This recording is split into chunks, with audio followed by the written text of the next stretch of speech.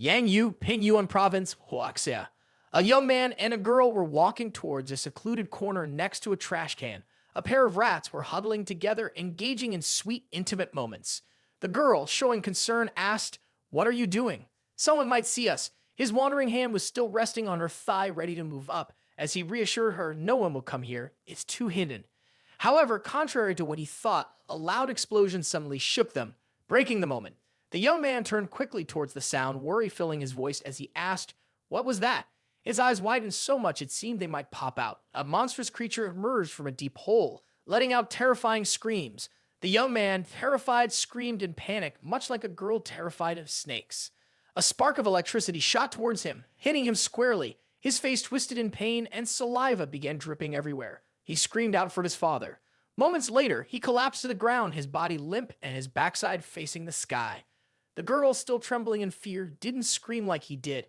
Instead, she just leaned back against the wall, listening to Bo Lang compliment her. "Well done. Since you stayed quiet and didn't make a sound, I won't shock you." Suddenly, a guy stepped forward, cracking his knuckles, and lazily said, "Blood of the malevolent earth spirit, Bo Lang, you stop running already? I just want to finish work early." Bo Lang, furious and frustrated, yelled, Who? Who are you? Why are you chasing me?" Hao Shuang smirked, looking at him with disdain. "Ridiculous. You think you're worthy of knowing my name?" He had barely finished boasting when, out of nowhere, a loud voice called from behind Hao Shuang. Xiao Ye was half kneeling, half sitting on a railing, and asked, "Hao Shuang, something big just happened." At that moment, Bo Lang repeated the name, his ears slightly ringing, realizing it was a homophone, but it was too much for him. Hearing that, the girl, who had been terrified, spat out a mouthful of water, laughing through her tears. Meanwhile, Hao Shuang was furious, but didn't know what to do about it. Hao Shuang turned around and shouted, "Aya," she replied. "What's up?"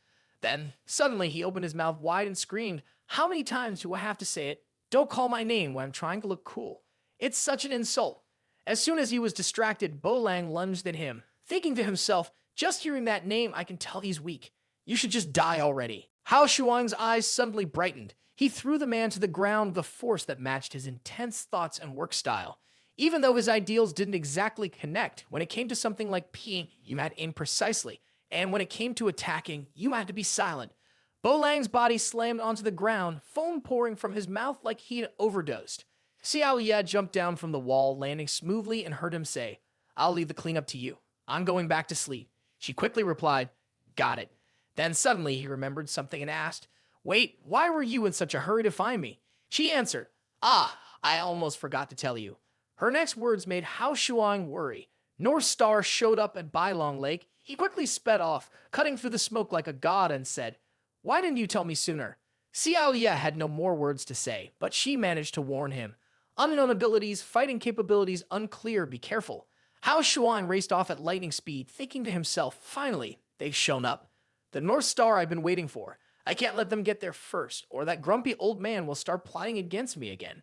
In a quiet space, a girl sat on top of a guy, laughing with carefree joy. Looking at his blissful expression, she began to judge an 18-year-old man with pure energy. She looked up and drew in the young man's strength. She then said, "Don't rush, I'll make you feel better." And she was the very person Hao Shuang had been searching for. North Star, Theme 2-star, Qin Keek Sin. The young man began to weaken. He gasped for breath, releasing a cold, sharp exhale, while Keek Sin sneered and said, Well, already done for. I was thinking of rewarding you, but looks like it'll have to wait for next time." A rustling sound suddenly came from the bushes. Qin Keek Sin anxiously turned around and asked, "Who's there?" Hao Shuang stepped out with a comical grin and said, "Wow, I finally found you. Spiritual monk." Keek Sin, frustrated, yelled, "Damn, you found me already? I'm not just going to sit around and die." Hao Shuang raised both hands in a gesture of refusal and said, "You misunderstand. I'm not here to kill you." Qin Keek Sin threw her hands behind her head and with a fierce look replied, "If you're here to kill me, don't expect me to be polite." Qin Keek Sin used a soul-shifting technique to split into multiple different spirits and shouted, "Drink him dry." Just as the ugly face of Qin Keek Sin got closer to him, Hao Shuang calmly said, "I told you, I don't mean any harm." She suddenly stopped and asked, "Kim Quan Ho, you're from Mount King Cheng, right?" As soon as Hao Shuang replied, "I'm not," Qin Keek Sin turned around and ran into the deep forest, muttering, "How annoying." Both of them quickly hid in a bush nearby. Beneath a tree deep in the forest, the girl was giving the boy a passionate kiss. She suddenly opened her eyes and asked, "Listen, what's that sound?" When the boy saw Kin Keith Sin walking through the night, he immediately pushed the girl away and shouted, "Ah!" Kin Keith Sin ran as fast as she could, thinking, "Why would people from Mount King Cheng be after me? Have I become a target for hunting?" At that moment, Hao Shuang caught up with her. He grabbed her jacket, yanked it down, and shouted, "Gotcha!" Seeing she was about to be caught, Kin Keith Sin increased her speed. Seeing this, he yelled, "Hey, stop running. You can't escape." Suddenly, she stopped and blushed. The part of her body that had been covered by her jacket was now about to fall out. Seeing that Kin Keith Sin was about to crash into a nearby tree, Hao Shuang immediately yelled, "Watch out, up ahead!" Hao Shuang's eyes grew wide like a mud skipper, and his mouth opened as he saw her face heading toward a place she definitely shouldn't go. Sure, here's the translation, but since he couldn't catch up in time, his cheek slammed hard into Kin Keith Sin's backside, causing his nose to bleed as he said, "I told you not to run anymore." In the quiet, dark night, deep in the forest, Kin Keith Sin suddenly opened her eyes in shock, finding herself in an unfamiliar place. She sat up, awkwardly pulling the blanket around her body, and silently wondered, "Where am I?" Hao Shuang walked into the room and asked, "You're awake?" "Just in time, I finished cutting the fruit. Have some." Kin Keith Sin sprang up angrily and demanded, "Who the hell are you?" He walked past her without even looking and said, "Hey, just so you know." Hao Shuang paused and added, "You're not wearing any clothes." At that moment, Kin Keith Sin immediately pulled the blanket tighter around herself and screamed, "Ah, don't look." Hao Shuang raised his elegant hand to cover his eyes, but still peeked out to look at her in front of him and said, "Don't worry, actually, I haven't seen anything." Kin Keith Sin yelled, "What exactly do you want from me?" Suddenly, a chair nearby made a noise. Hao Shuang took a bite of half an apple and continued, "Don't rush. Let me explain everything slowly." Looking at the plate of fruit, Kin Keith Sin thought, wasn't that prepared for her? He then explained, "This all started 2 months ago. Let me know if you need anything else." Hao Shuang suddenly remembered, in an electronics repair shop, the metal door had been closed. He placed his hand on 4 phones, then gripped an electrical socket tightly and transferred its power into himself. Just a small note, if you don't have any special abilities, don't try this at home. With his other hand, he quickly sent electrical energy into one of the phones. The internal circuits of the phone began to make contact with the power. Then he leaned against the counter and said, "All done." He looked at the 4 phones on the table and hummed a tune. An old man appeared and asked, "You just touched the socket and the phone's fixed?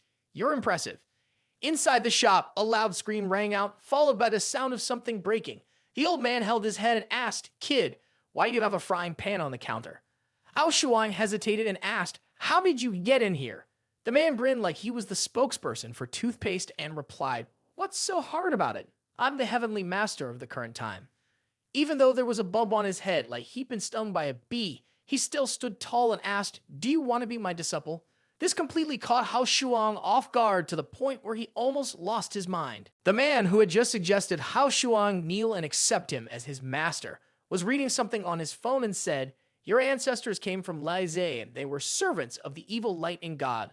The lightning god was killed in the celestial battle of the enemy world last year, and his followers scattered like a shattered beehive. Your ancestors disguised themselves as humans and blended into mortal life, maintaining their bloodline up until now." Hao Shuang, standing behind him, was ready to strike. Suddenly, the man asked, "I'm not wrong, am I?" As Hao Shuang's hand was about to launch an attack, a magical barrier blocked him. Almost instantly, he was pulled backward. Yet the old man remained calm and continued, "Calm down. Although the new celestial battle of the enemy world has started, your name isn't on the list, and I'm not here to eliminate demons." Hao Shuang, bound by the magic circle, was furious and shouted, "Stop pretending. You damn Taoist priests have been killing us for years. Haven't you been trying to wipe us out completely?" Seeing Hao Shuang's angry expression, the man went on to explain that may have been true many years ago, but times have changed. The current celestial battle of the enemy world has turned into a stage for the 3 mountains and 9 prefectures and the 21 East Heavenly sect, where they show their skills, competing for the position of Heavenly Master. Whoever kills the most North Star assassins will become the next Heavenly Master. The old man's eyes gradually grew dark and he continued speaking. "The reason behind this, I'm sorry, I can't tell you directly. But if you want to go ahead, you'll have to become my last disciple and win in this upcoming Heavenly Tao competition. Only then can you become the successor to the Heavenly Master. Do you understand?" Hao Shuang laughed, choking on his own breath, and replied, "So that's it. Well, that's too easy." The old man, seeing this, smiled and said, "Right? Then hurry up and call me master." But despite the cheerful tone, Hao Shuang was angry. He bared his teeth, claws raised, and shouted, "Master, what are you talking about? Am I a monster? How could I kill my own kind just to become that damn heavenly master?" The old man seemed a bit hesitant and explained, "I'm not telling you to kill anyone, just to capture them. You can refuse if you want." However, he raised his hand, a flame burning brightly in his palm. Hao Shuang looked at him warily, and the old man continued, "Or I could just kill you instead." Hao Shuang eyed the flame suspiciously and asked, "Why should I trust you?" The old man answered, "Once you become the heavenly master, your name will be Zhang Bolin. But until then, you'll go by Xu Rufeng." Remembering his father lying on the sick, nearing death, he said, "The biggest regret of my life is that I won't be able to wait until Xu Rufeng comes back to find me. Children, remember this well. When he comes, never refuse any request he makes." Little Hao Shuan cried out, "Grandpa." In silence, he absorbed the advice. He has a debt of gratitude to our family. Slowly, Hao Shuang knelt down and said, "I am Hao Shuang, your disciple." He bowed his head to the ground and said, "I greet my master." Qin Keek Sin, casually nibbling on a banana, asked, "The heavenly master accepts monsters as disciples. Now he even wants a monster to become the heavenly master? This is too strange." Hao Shuan, also munching on an apple, replied, "Well, I've already caught 3 iron plates. You're the North Star Immortal, so the reason I'm telling you all this is because I want you to join me." He pointed at a small golden tower and said, "If you don't agree, I'll have to lock you inside it.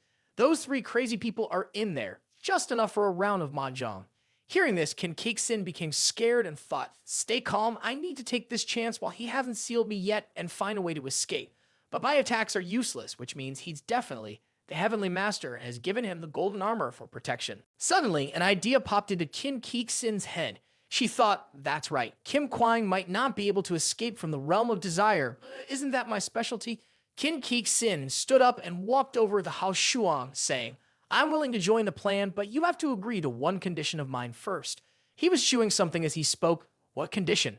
She moved closer, leaned her hand on his chair, and said, "I have a seductress who survives by drawing energy from men. So, what do you think my condition might be?" He hesitated. "Huh?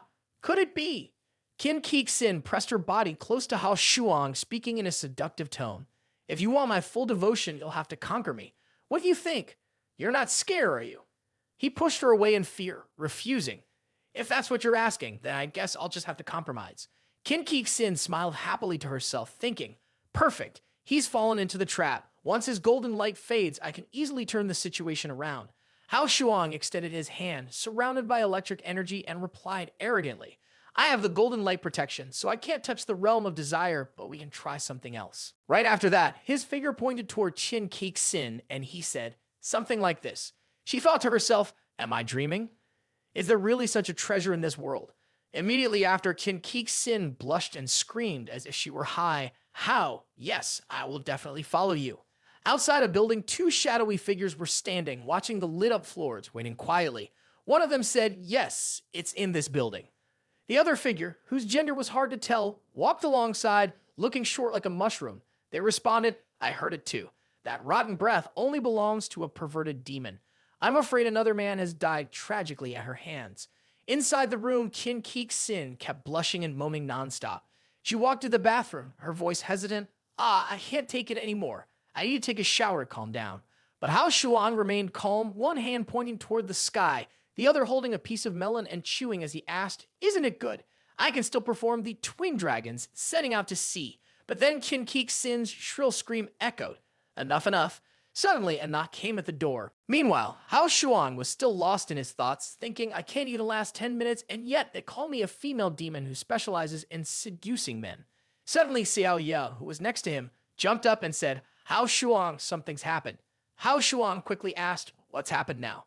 Xiao Ye replied, 3 minutes ago, 2 spiritual practitioners entered my sensing range. They've already gone up to the next floor." Hao Shuang panicked and shouted, 3 minutes ago. Why didn't you say anything sooner?" She responded, "Didn't you say that when you're pretending to be all divine, I shouldn't disturb you?" He quickly answered, "I was just pretending before." His face suddenly became pale, and he realized, logically, she wasn't wrong. In the bathroom, Qin Keek Sin closed her eyes, feeling the water flow over her. She gazed into the distance, wondering why she was labeled as the North Star. Drops of water splashed onto the tile floor when suddenly a mist enveloped her, causing her to panic. A hand emerged from the water, covering her mouth. Outside the window of the building, a man was casting a spell towards her. He was using the water coffin technique to bind the demon and said, "Got you now." Water droplets slid through the crack of the door. His body followed into the bathroom as he continued, "This body has harmed so many men. It must be punished to set an example." While surrounded by the curtain of water, Qin Keek Sin appeared fragile and weak, silently calling Hao Shuang's name, hoping he would come to save her. The man standing outside suddenly heard a voice from behind. "I didn't expect you to know how to control water. That's impressive. Could you teach me?" He replied, "Our secret technique for sealing the acupoints can't be easily taught to outsiders." At that moment, Hao Shuang appeared from behind, causing the man to shout, "Oh my god, what kind of demon are you?" Hao Shuang calmly repeated the action and mocked him.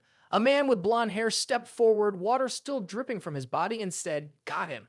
Hao Shuang's expression turned serious as he said, "You too. Forcibly taking him away isn't the right approach." The man with glasses grinned and replied, "So what? Do you dare to stop us?" The man then began using water techniques, preparing to confront Hao Shuang. Two massive columns of water suddenly appear, separating the two of them. The person wearing glasses suddenly transformed into a body made entirely of water. Then the water flew out of the body, leaving behind its original form. Suddenly, a voice echoed, "Keep going, kid, you won't catch up with us." Hao Shuang sighed as he looked in their direction. These Taoist priests were truly shameless. Xiao Ye then said, "Hurry up and catch up. It's not every day you get a chance to capture a North Star. If you let it slip away, a heavenly master won't forgive you." Looking at the book in his hand, Hao Shuang replied, "No, I'm trying to figure it out." Then he thought about how hard it was to learn from the book the old man had given him. His eyes suddenly lit up, and he exclaimed, "Found it." He quickly summoned a bright yellow talisman and used it. It was a lighting summon talisman.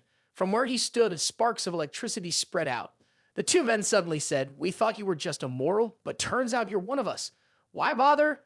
If we get it, it's ours." Suddenly, a yellow bolt of lightning, along with Hao Shuang, shot toward them, causing the two men to panic. Hao Shuang asked, "Long time, no see."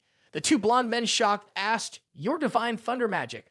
Who exactly are you?" Because they weren't paying attention, both of them crashed hard into the wall. Hao Shuang stood with his hands on his hips, watching them groan. "Ah, my nose." He then asked, "You two can't escape. Give me the person." The guy wearing glasses immediately tensed up and said, "I don't care which sect you're from. If you're going to push us this far, don't blame us for not being polite." The blonde guy added, "Fellow Taoist, if you want to die, don't blame us." Hao Shuang calmly replied, "Xiao Ye, did you hear that? They're the ones who wanted to make the first move." From the phone, Xiao Ye's voice came through, "Yeah, go ahead and do your thing. If he comes after you later, I'll vouch for you." He then put the phone in his pocket and said, "All right, let's begin." Flickers of fire appeared around him, surrounding him in a protective aura. He added, "My fists are itching." The two men suddenly cracked their knuckles. The guy with glasses asked, "Divine thunder magic, are you from Tianming Guan?" The blonde guy followed up, "With your strength, you still dare to go out hunting? You really don't know your limits." Hao Shuang frowned and teased, "Aren't all Taoists supposed to be able to tell fortunes? How come the second guy's predictions are even worse than the first ones?" A gourd-shaped object filled with a special power surrounded the blonde man. He cursed, "What a mess." Immediately after, he performed a water magic technique, Endless Waves. With anger in his voice, he shouted, "Take this, Endless Waves." A strange and terrifying horizontal water vortex appeared in front of Hao Shuang. Gripping the lightning in his hand, he commanded, "Open up." After a few seconds, he pulled the lightning downward and added, "Give it to me." On the rooftop of the building, the water vortex and electric sparks clashed continuously. Xiao Ye, riding some kind of flying creature above the city, noticed the scene below and said, "What's going on? Is all this noise really necessary?" Lying on the creature's back, she ordered, "Fly faster." Below the building, thick clouds had completely covered the area, making it hard to see anything. The only clear figure was Hao Shuang standing alone. The blonde man, still performing his magic, anxiously asked, "I can't believe my endless waves are being broken." Hao Shuang flashed a proud smile, his hands crackling with electric sparks. He looked at the person in front of him with an air of superiority, as if daring the blonde man to smile in response before saying, "It's my turn now." Suddenly from behind, the turtle-like figure with glasses, who had been preparing to attack, came at Hao Shuang without him noticing. In the next moment, the attack was aimed directly at him. He raised his hand to block it, but it was already too late. The man with glasses trapped Hao Shuang inside a water prison. Satisfied, he sneered, "Idea, You didn't even notice one person was missing. Then he laughed loudly, his mouth stretching wider than a laughing cow cheese wedge, and added, no one has ever survived escaping from this water prison. He smirked, speaking to the world as if he'd already won. Suddenly, electric bolts shot through the bubble from inside, shattering it instantly. The man was engulfed in smoke, his face darkened like an ancient judge, and his hair hung limply like a pot of burnt noodles. Ao Shuang pushed him aside and said, didn't you know water conducts electricity? Our monk's supposed to have completed 9 years of schooling by now. The blond man, seeing the scene in front of him, immediately fumed and shouted, Junior brother. As Hao Shuang flew off, he looked ahead, his mouth open in surprise. His hands pressed against his chest as if he wanted to do something, sending a surge of energy into the blonde guy. Immediately after, Hao Shuang exclaimed, well, your chest has really developed, huh? He was so frantic that he started making moaning sounds. Once he regained his composure, he snarled angrily, showing his teeth, and shouted, you dare to make a move on me? Go die. With that, Hao Shuang slapped the blonde guy, sending his body flying to some distant corner. Suddenly, Xiao Ye appeared and said, Hao Shuang, doing this is going to cause trouble. Don't you know? You can't let ordinary people find out about the existence of spiritual practitioners. Hao Shuang focused on the blonde guy's charred body lying in the corner and replied, it's just a high-voltage electric leak, nothing to worry about. Let's lock these two in the tower for now. We can't let them go back and spread the news.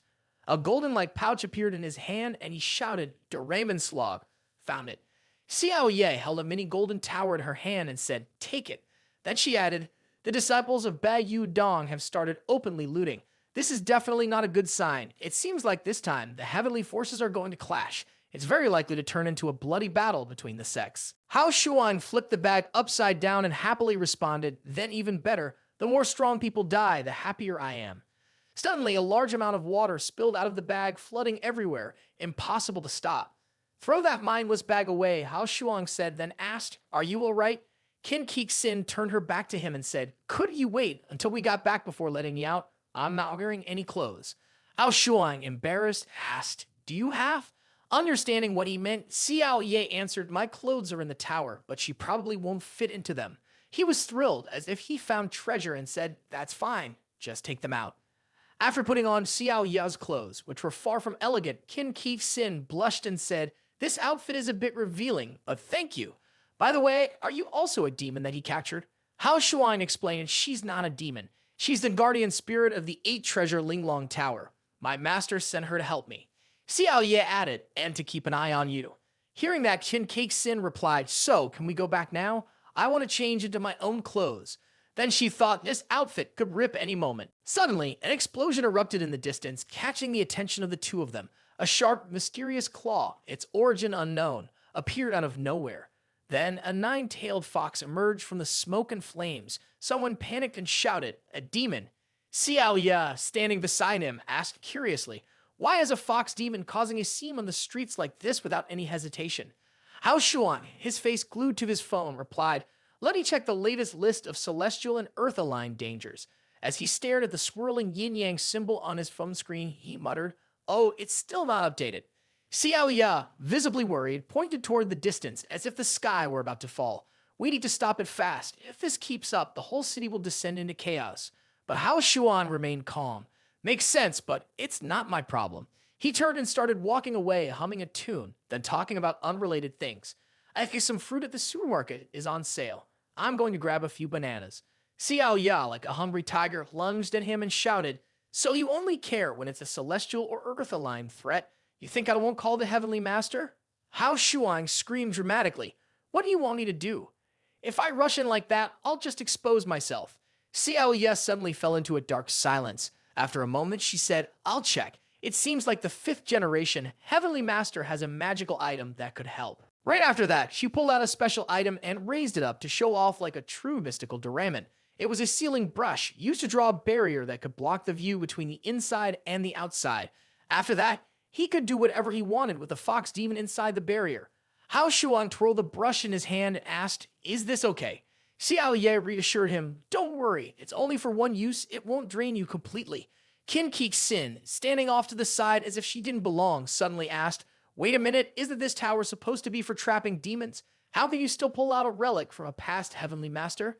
Xiao Ye suddenly transformed into a teacher standing at the front of the class, giving a lecture. This tower is called the Treasure of Dust Linglong Tower. It's the personal treasure passed down through each generation of Heavenly Masters and also the place where the Heavenly Master is honored. After the Heavenly Masters pass away, their magic items are kept in the Linglong Tower. So, we're just borrowing it for now. Qin Keek Sin was stunned and asked, they even lend out their treasures? What exactly is your connection to the Heavenly Master? Hao Shuang shook the brush lightly and sparkling pinkish red dust appeared in the air. Suddenly, his face turned awkward as he said, last time I almost killed myself using one of these, so I have to be more careful this time. Qin Keek Sin, upon hearing this, suddenly thought of something she shouldn't have. What did you say? Hao Shuang lightly moved her pen through the air, drawing a gentle line. Suddenly, the fox glided along the path, causing everyone to shout in alarm. Ah, be careful? What is that? Out of nowhere, it stopped like a car with a broken brake before the barrier. Hao Shuang put on the serious expression, staring straight at it. The fox was trapped inside the barrier, unable to escape. Thick smoke rose all around. People kept wondering, where did it go all of a sudden? Was that just an illusion? A man shouted, no way, I got it on camera. If I post this online, it's definitely going viral.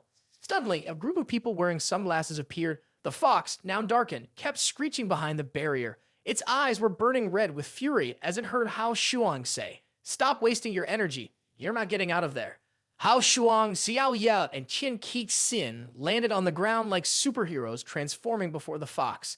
Keek Sin, furious, bared her teeth even more than the fox and yelled, why do you have to drag me into this? Hao Shuang chuckled awkwardly and replied, you'll have to get used to the routine. The fox demon slowly walked forward with eyes full of hatred. Suddenly, it lunged at the three superheroes Gao. Hao Shuang shouted, move, and pushed Qin Keek Sin to the side as the fox charged toward them, showing off its bright, confident teeth. Suddenly, a worried expression appeared on his face. He asked, ha? Qin Keek Sin was crying so hard it was overwhelming, and her clothes were torn again. She said, oh no, you only know how to hurt me? He replied, I was trying to pull you away. Why did you run toward it? Standing close to the fox, Hao Shuang warned, it's about to go crazy, be careful. Xiao Ye pointed at the fox and shouted, the attack power of a nine-tailed fox demon is very strong. Even if you have golden light protecting your body, it's still not guaranteed. Looking at the fox, Hao Shuang continued, that's true, but why hasn't it used its demonic power to attack yet? Qin Keek Sin collapsed onto the ground, her torn clothes beneath her, and cried out, blood. As she watched the fox take slow steps, she said, wait a minute, something's there under its belly. Upon closer inspection, it turns out that below is a charm, and someone has already sealed its magical power. Hao Shuang rubbed his chin and said, no wonder it caused trouble in the city. Suddenly, Xiao Ye turned around and said, someone's coming. Outside the barrier, Gap suddenly appeared, drawing his attention. People dressed in yellow with hats that looked like ride-hailing drivers' caps were entering. They lined up in a row, waiting for the last person to step in. The last person was a woman wearing heels as tall as a building. She walked in slowly and said, sorry, fellow Taoist. This little fox spirit is our target. The arrogant woman stood there, watching the two of them approach to capture it. Hao Shuang frowned, thinking that she didn't look like someone trying to deceive others. She was suddenly pretending to be a delivery person. She placed her hand on her hip and said disdainfully that one of their main jobs was delivery, so it didn't count as pretending. He looked dumbfounded, his left hand holding a delivery box and his right hand holding the Tao Te Ching. Was life as a Taoist really this tough now? No, she said, raising her hand to her mouth with a shy gesture, adding, not really.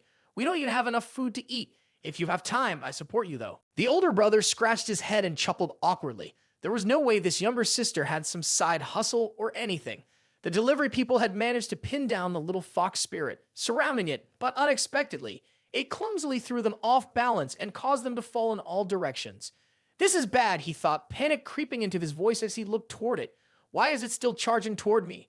Right away, the girl standing beside him broke free. She knew that the barrier was created by him, and with no other option, she quickly prepared herself.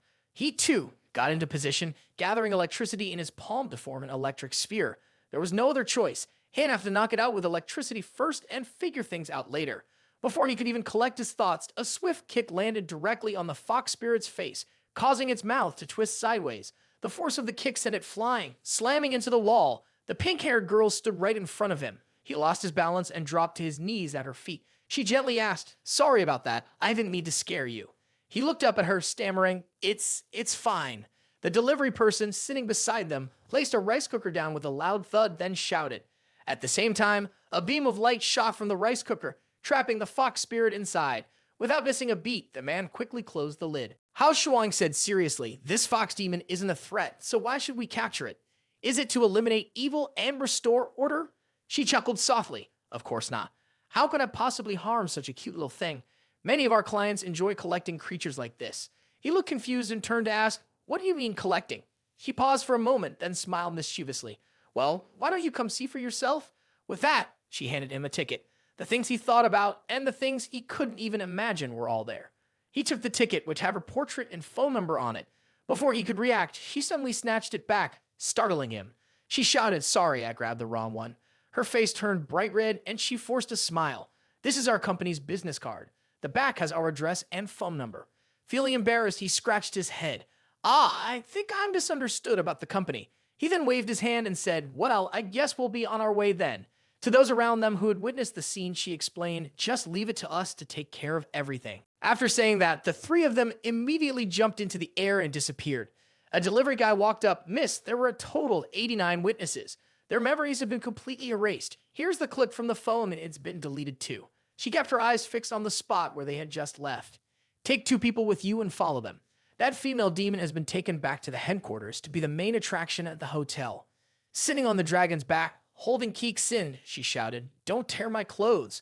Back at the hotel, Keek Sin sat on the bed, looking upset and said, I can join you, but I have conditions. He had just gotten out of the shower and asked, what conditions? She immediately walked up and yelled, you have to help me find my little sister. If I'm right, that woman named Lu Yin has definitely taken her. He was puzzled. You have a little sister? She furrowed her brows, her voice filled with pain as she said, she suddenly disappeared 3 months ago without leaving any trace. She didn't have any enemies, and she didn't run away from home. The most likely scenario is that she was taken by those terrible people, just like that fox demon we saw tonight. Immediately, she stood up, grabbed his hand tightly, and screamed so loud that it startled him, causing the towel wrapped around his lower body to fall. As long as you help me find my sister, I'll do whatever you ask. As the towel hit the ground, she gasped. Was this really the size a human could have? He smiled innocently and picked up the towel. Sorry, I didn't wrap it properly. What's your sister's name? Her face turned bright red and she shouted, don't make me see that again. He looked confused. What do you want to see? Then she let out a small laugh, a bit impolite. My name is Kin Keek Sin and the girl's name is Kin Kiki. Does that sound good? He responded with a serious face, very nice, very straightforward. But in his mind, he reminded himself not to laugh. They continued talking, discussing when he would go to search for them, but all he got in return was an indifferent response. She asked again, earlier you promised you'd help me, right? Well, here's the problem. She said seriously, why did you make me dress like this? He just Leslie muttered an aha while still playing his game. She was getting angry. This damn guy, she thought of all the possible things that could be happening. Wait a minute, could he be a creep? Like one of those men who have weird fetishes to satisfy their abnormal desires? She held tightly onto the towel wrapped around her body, deep in thought. Even if I need to ask him for help, I won't let him do whatever he wants. Forget it. I'll just try a few things reluctantly. Suddenly, cracks started to appear on the wall from several slashes. In an instant, a delivery man with 2 black knives jumped down above him, and out of nowhere, another person appeared behind her. She panicked and became cautious. Immediately, he swung a heavy strike straight down at the man sitting there. Luckily, the man managed to dodge just in time. He quickly sprang back, delivering a kick straight to the attacker's face. We've been waiting for you guys for a long time. The 3 delivery men walked in confidently. We knew he wouldn't run. That's interesting. 3 others also appeared from behind. The guy who got kicked in the mouth wiped his face. The man calmly said, you brought so many people here. Are you trying to silence me or rob me? One of the guys sneered, you're wrong. We want her. If you know what's good for you, hand over the woman next to you, and we'll spare you. Keek Sin yelled angrily, did you guys take my sister? The 3 of them exchanged looks, hearing what she said 3 months ago near the Yongcheng shopping center. The girl in the blue dress. A man sneered, it's so annoying. How can we know what your sister is really like when we capture so many monsters like this every day? She was furious, tears welling up in her eyes, and snapped, you filthy animals. Without missing a beat, the 3 of them drew their weapons and charged. The men were ready to kill, while the women were going to be taken away. Xiao Ye appeared instantly. They were using a unique martial technique to freeze the air around them, and they were all masters of their craft. It wouldn't be easy for him to deal with them. Hao Shuang understood most of it. I get it. I've already made preparations. He immediately grabbed the towel still draped over Keek's sin, which made them pause for a moment. Then he yanked it off with a swift motion, letting it fall. All of them immediately started bleeding from their noses, their eyes turning into heart shapes. He then threw a punch that went straight through them, exposing their weakness. One of them had blood pouring from his nose, still dripping. "How can you idiots not see through this obvious trick?" he mocked. To his surprise, he actually took a moment to smile and give a thumbs up. "I knew bringing you into the group was the right move. You're a knight and part of the legendary team." She sobbed, clutching the piece of cloth. He only knew how to bully her. All right, is there really no other choice? The other person, furious, grabbed 2 axes and leapt toward him, shouting, "Die, you little brat!" But he was still able to dodge. The guy extended his weapon. "I'm sure you won't be able to escape this time." They stopped for a moment, both standing there tense, and this time, there was no way to avoid it. Instantly, the blow struck him in the stomach. However, it shattered the weapon into pieces, leaving the two of them frozen in confusion, not understanding what had just happened. A golden seal appeared on his body, and even he was taken aback. It seemed like the golden light could suppress the power of these people. His opponent's eyes widened in fear. "Golden light protection, you're with us." The man twisted his arm a few times and stepped closer. "You were chasing me earlier, looking pretty confident, huh?" Immediately, the guy panicked and stepped back, drenched in sweat. "It's just a misunderstanding, a total misunderstanding. How about we?" Before he could finish, the man landed a punch straight to his face, sending him crashing backward. Not interested. He arrived in front of a huge building and said, "This is the place." The 3 of them were hiding in an alley. He frowned and said, "There are too many people. It'll be hard to blend in." He had been beaten badly and was tightly restrained. "Right, the guards at the entrance won't notice you," he said. Keiksin's face darkened, her anger rising as she grabbed his collar. "Where's my sister locked up?" He stammered, "To be honest, I'm not sure. But the monsters that get captured are all kept in the basement level. If you go there, you'll find her." He shoved his head into a hole in the wall, causing smoke to rise from it. Then, with a smug look, he walked away. As she stepped into the lobby, she was taken aback by what she saw. A group of long-legged black bunnies appeared, greeting her cheerfully. "Welcome to Yumjian, sir. We're so glad to have you here." He stared intently, deep in thought. Keiksin stood next to him, fuming. "What are you doing?" His eyes were still fixed on the delicate black bunnies, wondering if he could get past them.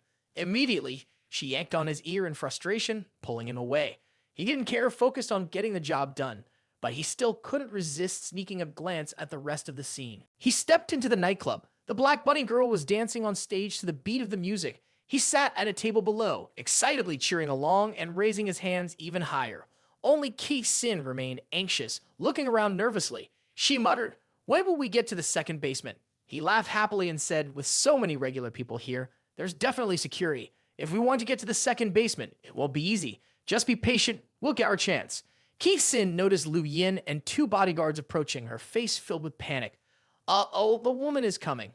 Without hesitation, he punched her down, shielding her. Lu Yin, not suspecting anything, walked right past them. He had a serious expression and said, "The boss is coming personally to greet her. Looks like she's someone important." She was still sitting next to him, stammering, "I'm a little confused." Immediately, he turned to her and said, "Pull yourself together. You're part of the team now. You need to be ready to act when it matters most." Just then, Lu Yin returned, her arm around a man. "Tonight's full of rare finds. I'm sure you'll like this one." She rushed over, kissed him on the cheek, her face bright red, panting heavily. He went along with it, playing his part well, just following her lead.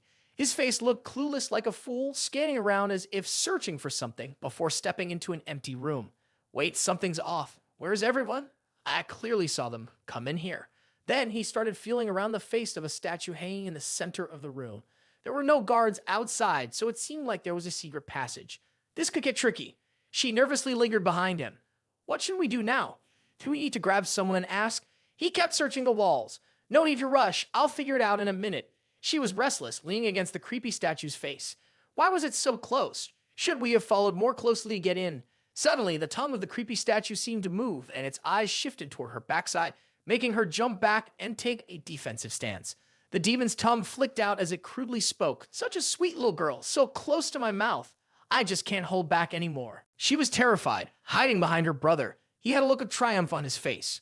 "Oh my God, so the office is this damn monster?" He yelled angrily, "You're the damn monster, all of you.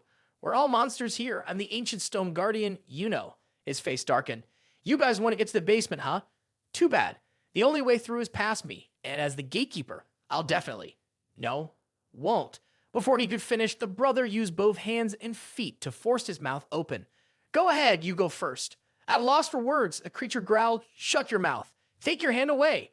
The brother quickly pulled his hand back, saying, oh, I'm sorry, I was biting you. Then he began negotiating, can we work something out? We really need to get in there. It's urgent. The creature grinned wickedly. Get lost, all of you. The brother smirked back, his hand crackling with electricity. Guess I'll have to get tough then. The creature laughed loudly, dismissing them. Oh, so you're cultivators, huh? What's your divine thunder magic gonna do? Are you really gonna scare me with that? But it immediately made him break out in sweat. In panic, he realized a bomb was strapped to his nose. He calmly said, my brother already warned me. Just as he was about to detonate it, he reminded her to cover her ears and get ready. She was so scared she was trembling, but after a moment, she finally agreed to open her mouth so they could go inside. He happily thanked her. I'll leave the explosives as a keepsake for my brother. As the two of them moved down to the basement, she felt a bit anxious. I can feel it now. My sister is downstairs. He walked ahead, looking confident that they hadn't gone to the wrong place. In front of them appeared Kiki, hanging suspended by a wooden beam. She startled awake, her face showing confusion. Sis! The basement was pitch dark. As the bodyguard was walking, he heard a strange noise coming from somewhere. Curious, he turned to look and discovered a couple passionately kissing in the corner. He blushed and walked over to the couple, gently reminding them, guests, you can't do that here. We can offer you a room. Hao Shuang turned to smile and said, thanks. No need, the bodyguard replied, surprised to realize it wasn't a girl he was holding, but a mask instead. Seeing Hao Shuang's face clearly, he was startled and said, you. Before he could say anything else, Qin Ki Sin appeared behind him. Gripping the stick tightly in her hand, Qin Ki Sin mustered all her strength and threw it at his head. After taking a blow to the head, he became dazed, and at the same time, Qin Ki Sin and Hao Shuang stripped him of all of his clothes, leaving him with nothing but a pair of white underwear. Hao Shuang, dressed in a bodyguard's uniform, stepped outside and handed a card to Qin Ki Sin. When she saw him step out, she asked him, where are we going now? Hao Shuang smiled and said, anywhere, there are a lot of people. They arrived in front of a room where two people in black outfits were standing guard. Hao Shuang smiled flatteringly and made a gesture inviting Qin Ki Sin in, saying, madam, please come in. Qin Ki Sin calmly walked in, responding with a simple, nem. They entered the room. Inside, the host announced, next, we will proceed with the second round of tonight's auction. I invite all leaders to make their assessments. On stage, the host continued speaking, introducing collectible toys. 4 large cages stood on the stage. The host, dressed provocatively, kept announcing the details of the auction. Relevant information was displayed on a screen in front of the guests. Everyone could take a look, and after a minute, the bidding would begin. The screen displayed information about the items locked in the cages. Seeing the things that appeared on the screen, Qin Ki Sin anxiously asked, what are these? Hao Shuang didn't answer, staying silent as she looked around. Below, the first auction item was being put up for bidding, and the announcer's voice echoed, signaling the start of the auction. Hao Shuang whispered to Qin Ki Sin, there are quite a few cultivators here. Did you put on the spirit sealing talisman I gave you? It can hide your demonic energy. You can't let them discover who you really are. Hearing Hao Shuang's question, Qin Ki Sin reassured her. Don't worry, I put it on a while ago. As the two were talking quietly, someone suddenly patted Hao Shuang on the back and said, who told you to sit here and take a break? The sudden sound made Hao Shuang jump. It was another bodyguard who saw him sitting and angrily shouted, come with me downstairs to work. Hao Shuang gave an apologetic smile, rubbing his hands together and said, okay.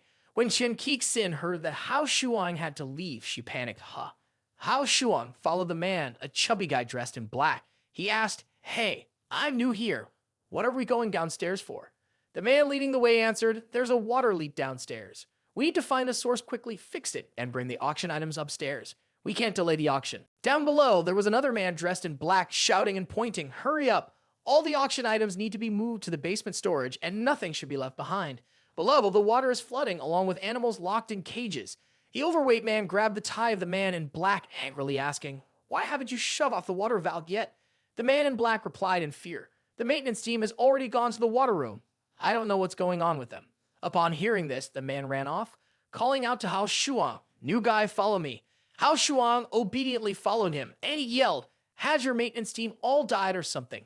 Why haven't they shut off the main valve? When they arrived, he threw open the door and shouted loudly. Upon seeing the scene inside, other people knocked unconscious on the ground. He quickly pulled out his radio and said, attention, all units. Before he could finish his warning, something from out of nowhere struck him, causing him to fall into the water.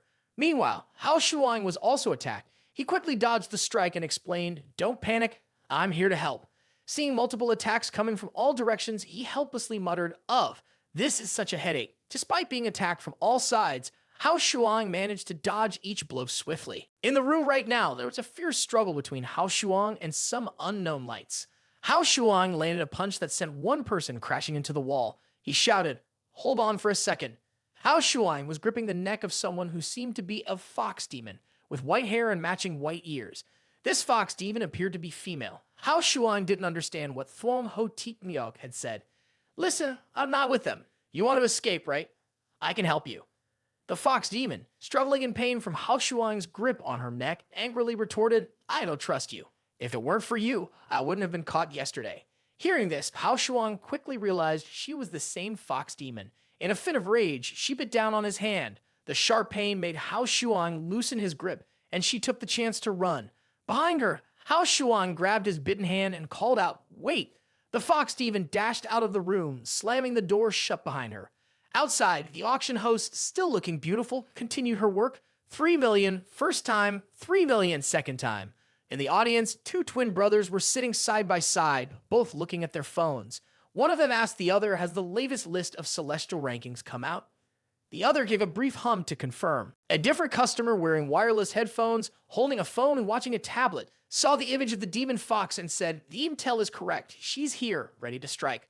1.5 million. Is there anyone else willing to raise the bid?" The host pointed downwards, smiling and asking.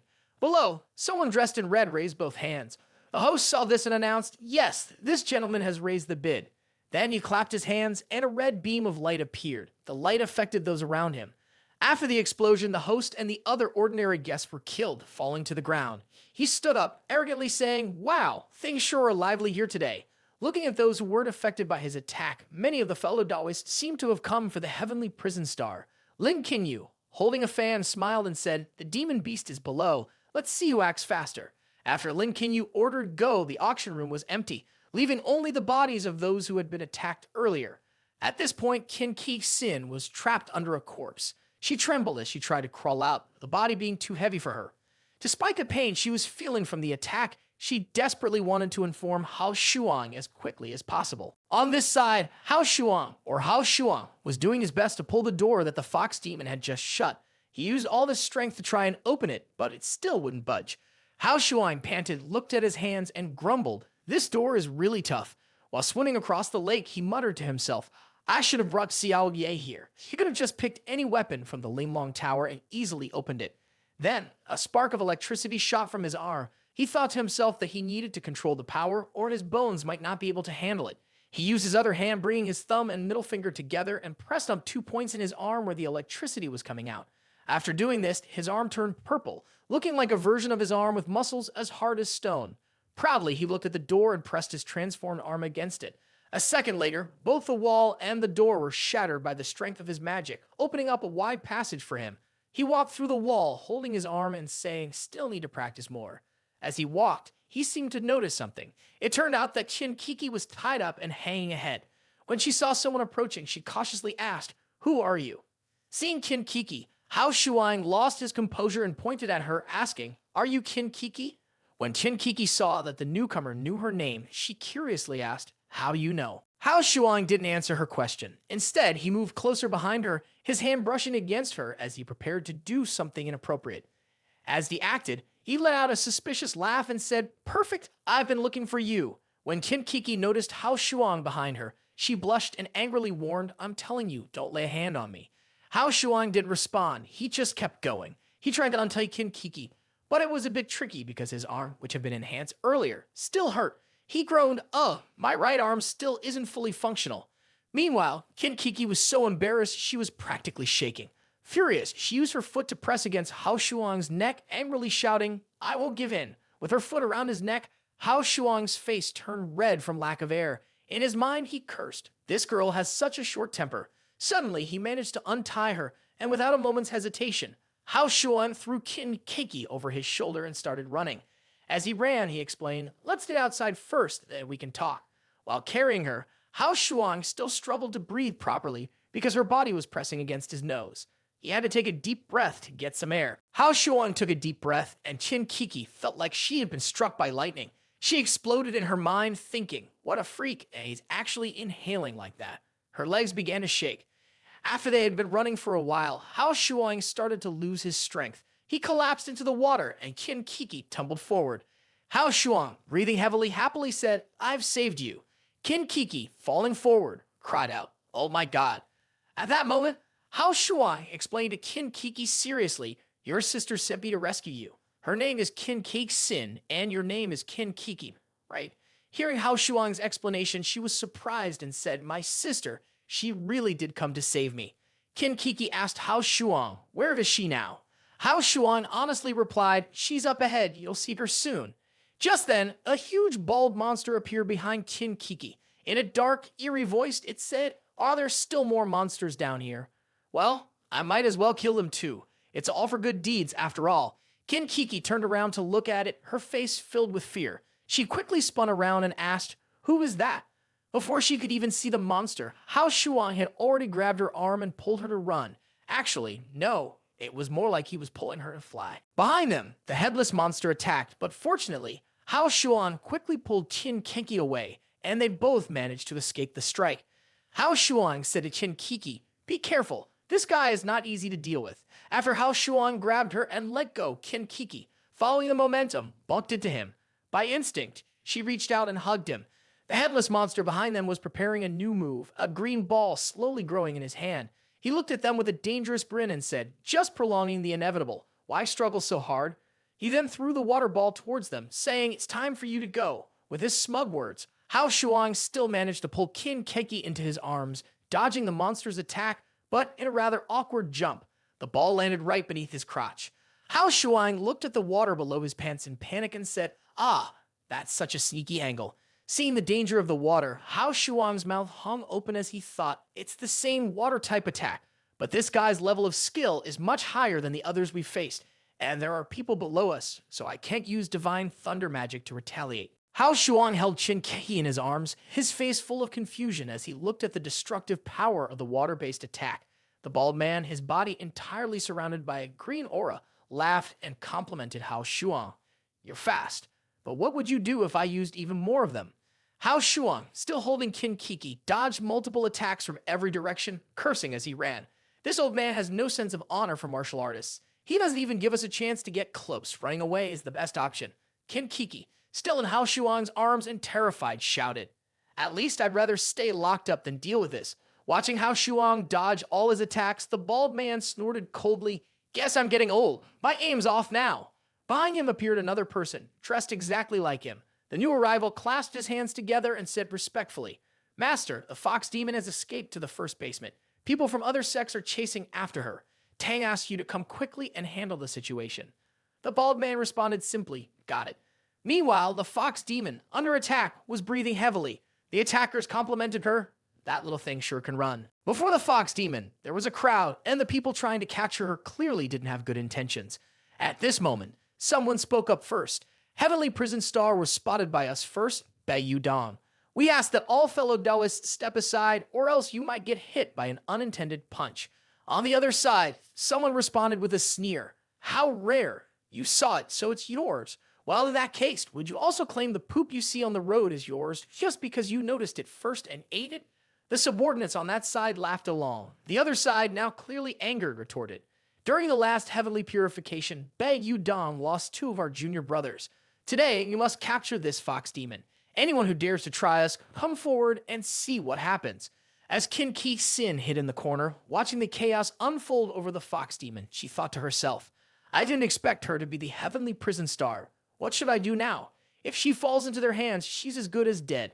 After thinking for a long time with no other choice, Qin Kiki Sin decided to take a risk and try to save the fox demon.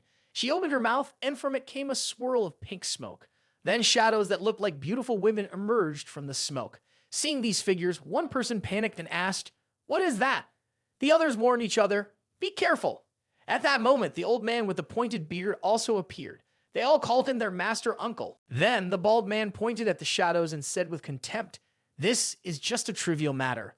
Water-like beams of light shot out, striking the heads of the shadows, causing them to shatter. Afterward, the broken shadows turned into a cloud of smoke that spread throughout the entire room. The bald man covered his mouth with his hand and warned the others, "Be careful, this smoke is poisonous." The fox demon stood in the smoke with Kin Keek Sin pulling his hand, urging, "Hurry up." The fox demon, confused, was pulled along as they ran. As they passed someone, he shouted, "Don't let that fox escape." He yelled, "Dream on," while dodging chains attached to heavy weights. These weights had shackled the legs of both the fox demon and Kin Keek Sin, causing them to fall to the ground. Kin Keek Sin muttered angrily, "Damn, it takes at least a minute for the poison to kick in. There's no time." So those pink clouds were poison after all. Kin Keek Sin thought to herself, "Hao Shuang, where are you?" In the midst of the danger, the ground beneath Kin Keek Sin and the fox demon suddenly cracked open. They fell down to a lower level, landing right where Kin Kiki and Hao Shuang were standing. When Kin Kiki saw Kin Keek Sin fall, she immediately recognized her. She called out, "Sister." Hearing Kin Kiki's voice, Kin Keek Sin looked up and asked to confirm Kiki. Kin Kiki rushed over to Kin Keksin, and the two sisters threw their arms around each other and burst into tears. Through sobs, Kin Kiki said, "Sister, I thought I'd never see you again." Kin Keksin stretched out her arms to catch her younger sister, who had flung herself into her embrace, and tears streamed down her cheeks as she said, "Silly girl, how could that ever happen?" Witnessing the emotional reunion between the two sisters, Hao Shuang scratched his head awkwardly and said, "I was just thinking about finding a place to hide. How did you two end up down here with that fox spirit?" Hearing Hao Shuang's question, Kin Keksin suddenly remembered something and shouted urgently, "Cover your noses! Don't breathe it in!" Just then, strange, eerie cries echoed from above, "Women! We need women!" It was a group of men who had been affected by Kin Keksin's special toxin, now completely out of control and acting in utter chaos. Kin Keksin took the lead, running at full speed while calling out, "Hurry up! They've inhaled a toxin that scrambles the mind. They can't tell right from wrong anymore." Hao Shuang, hearing this, panicked and shouted, "Oh no! I breathed in a few pups earlier too. Hurry, detoxify me." Still running, Kin Keksin turned her head and replied helplessly, "This is my last resort survival technique. There's no antidote. The only way to weaken its effect is, well, it's very complicated. If not handled, the poison will flare up, your internal energy will backlash, and it could be fatal." Upon hearing this, Hao Shuang's face turned pale. "If I die, there's nothing left to regret. My golden aura protecting me. Could it really be tonight?" The two men running up the stairs were talking to each other. "Where are all these fellow Taoists coming from? We have no chance now." The man in front agreed, "You're right. Let's hurry. We might get caught in the middle of a fight between immortals, and we're the ones who will suffer." As the two ordinary, unfortunate men were running away, Lu Yin appeared. She swung her whip, knocking both of them aside. Then she ordered her subordinates, dressed in yellow, "Find all those troublemaking cultivators. We don't care whether they live or die." The yellow-clad men, who looked like delivery workers, followed her orders, shouting loudly.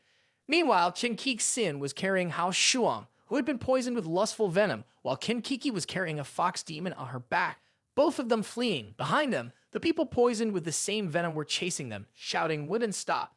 Kin Keek Sin saw them and, terrified, whispered, "This is bad. They're catching up." Beside her, the dangerous Hao Shuang, also poisoned, had a red face and bulging veins as he struggled to suppress the effects. He gritted his teeth and said, "Ugh, this poison is so powerful. I use all my inner strength, but I can't suppress it." Kin Kiki was carrying the unconscious fox demon on her back. With a determined kick, she pushed open the door, and the four of them quickly entered the room, locking the door behind them. Kin Kiki then used a table to block the iron door. Kin Keek Sin turned to Hao Shuang and said, "Let's hide here for now and think of a way to force the poison out." Hao Shuang sat down, closing his eyes tightly. Gritting his teeth, he said, I'll try." Kin Keek Sin watched him as he struggled to expel the poison. She felt deeply guilty and said, "I'm sorry. This is all my fault." Outside the door, the men who had fallen under the aphrodisiac's influence had already picked up on the scent of a woman. A group of them gathered outside, and one of them said, "I smell a woman here." Then someone slammed their hand against the iron door. Standing near the door, Kin Kiki was startled by the handprint left on it. Kin Keek Sin saw this and, looking worried, said, "It's useless. After those men get poisoned, they'll become completely obsessed with women. They could even track us down just by a faint scent. And they're all skilled fighters. This iron door probably won't be enough to stop them." Outside, the men, like starving wolves, frantically pounded on the door with terrifying expressions, shouting, "Open the door." While desperately pounding on the door, a flash of light struck right at his head. Lu Yin, standing at a distance, gave instructions to his subordinates, "Run quickly, catch them." Following the orders, the group in yellow rushed forward to attack the poisoned individuals. The poisoned people, sensing the smell of Wooden, charged forward wildly, screaming, "Wooden mine!" Seeing their crazed behavior, Lu Yin stepped back in fear, thinking, what's wrong with these people? Inside the room, hearing the commotion outside, a voice rang out, "Ah, they've gone crazy." Then, another order was given, "Retreat, protect the young lady." Hearing the chaos from outside, Qin Kake-sin sighed in relief, thinking she had been saved. At that moment, Hao Shuang appeared behind her and Qin Kiki, placing a hand on their shoulders, startling them into screaming. Hao Shuang, his body covered in dirt and his eyes filled with lust, said, "Wooden for me." In the distance, another Hao Shuang sat surrounded by golden light. Qin Kiki, pressed to the ground by Hao Shuang, struggled and asked, "What's going on?" On this side, Qin Kake-sin was also being choked tightly by Hao Shuang. She raised her voice, trying to explain he has a protective golden light, so he can't break through the boundary of the light, but he can temporarily use a clone to escape its constraints and neutralize the poison. This move is really effective. At that moment, Qin Kake-sin tightly grabbed Hao Shuang's clone with her legs. In a noble gesture, she said, "Let my sister go and take me instead." Qin Kiki was shocked when she saw her sister's actions. Hao Shuang quickly ripped apart Qin Kake-sin's clothes. Qin Kiki panicked and called out to her sister. Qin Kiki recalled she was a demon hiding in the city. Even though she had no parents, she had always lived a happy life. This was because she had an older sister who loved her dearly and always took care of her. To Qin Kiki, her sister was her strongest support. She wondered this time, was her sister protecting her, or was she just doing it for her own pleasure? After the stormy night ended, Hao Shuang woke up. He allowed a deep breath and saw Qin Kiki covering Qin Kake-sin, who was naked. He stepped closer and noticed that Qin Kake-sin was sleeping. Worried, he asked, "What happened? Is Kake-sin hurt?" Qin Kiki couldn't bring herself to look him in the eye and lied. "No, she's just asleep." At that moment, Qin Kake-sin lay there, her face full of satisfaction as she slept. Hao Shuang draped his arms around both of them. One was a fox demon, and the other was Qin Kake-sin. As they walked, Hao Shuang, still curious, turned to Qin Kiki and asked, "How did you manage to detoxify me? Did you say there was no cure?" Surprised by his question, Qin Kiki asked, "You don't remember anything?" Hao Shuang, still holding the two of them, replied innocently, "I only remember trying to force the poison out, and after that, everything went blank. What happened in between?" Not knowing how to explain, Qin Kiki simply said, "It doesn't matter. Let's get out of here first." Seeing light ahead, Hao Shuang quickly said, "Up there, we can get out that way." Qin Kiki nodded and hurried ahead. While running forward to get out and passing through the hallway, Hao Shuang heard a scream. He turned around and saw several people lying on the floor, struggling to move. In the distance, a group of men surrounded someone. Upon closer inspection, he realized it was Lu Yin, trapped by these men who had poisoned her. Terrified, Lu Yin cried out, "Let me go." One of the men, with a bald head and drool dripping from his mouth, grinned disgustingly and said, "I'm already stiff as a rock." Lu Yin thrashed around in desperation, silently screaming, "Someone, please save me." Suddenly, a pair of feet kicked him between his legs, causing him to scream in pain. The bald man doubled over, clutching his crotch. It was Hao Shuang. Coldly, he said, "3 men picking on 1 woman? Pathetic." The other 2 men, seeing their teammate get attacked, charged forward to fight. They lunged at Hao Shuang, shouting, "You're asking for it now." Before Hao Shuang could react, 2 girls, Qin Kiki and Qin Kake-sin, rushed in, each delivering a swift strike that sent the 2 men reeling, one with a mouthful of broken teeth, the other with blood pouring from his nose. Behind them, Hao Shuang was surprised by the unexpected arrival of the 2 girls. Qin Kake-sin crossed her arms and looked at Lu Yin, saying, "This woman has caused the death of so many of our people. Why should we save her?" Beside her, Qin Kiki also rubbed her hands together and said, "New grudges and old resentments, it's just right for me to settle them all at once." Before they could make a move, the 2 Qin sisters were grabbed by Hao Shuang, who yanked them by their collars and dragged them away. Qin Kake-sin was thrown over Hao Shuang's shoulder, angrily punching his back and shouting, "Put me down! I want to strangle her." Hao Shuang remained calm, gently saying, let's go. We'll talk when we get back." Still unwilling, Qin Kake-sin kept shouting, "Hao Shuang, put me down." Meanwhile, Lu Yin seemed to fall for Hao Shuang after he came to her rescue. She looked at him with sparkling, affectionate eyes, her face shy. Qin Kiki, holding a bottle of water, drank it all in one go. After finishing the bottle, she raised both hands in joy and said loudly, "Freedom is amazing." Over on the couch, the fox demon Lu, irritated, asked Hao Shuang, "Why did you bring me back here?" Seeing her agitation, Hao Shuang calmly advised, "Don't get worked up. The people outside are looking for you. The safest place is to stay with us." Qin Kixin stood by the window, peering outside, and nervously said, "The nightclub people know where we are. Do you think they'll come here to get revenge?" Hao Shuang smiled reassuringly. "Don't worry. Xiao Ye is already making arrangements." Outside, Xiao Ye was setting up a formation. With her eyes closed and focused, a tower-like shape appeared in front of her, and the wind surrounded her. Then Xiao Ye raised both hands and shouted, "Go! It looks really powerful." Inside the room, the four people were watching Xiao Ye arrange the formation. Qin Kiki spoke up asking, "What is that?" Hao Shuang wasn't sure either and replied, "It's the first time I've seen it." Xiao Ye had said that it was something very impressive called the Blessed Celestial Grotto Hall. Suddenly, a slap to Lu Yin's face followed, causing her cheek to swell quickly. Lu Bufeng pointed at Lu Yin's face and angrily scolded her. "I handed over the business of the auction house to you, and this is how you handle it.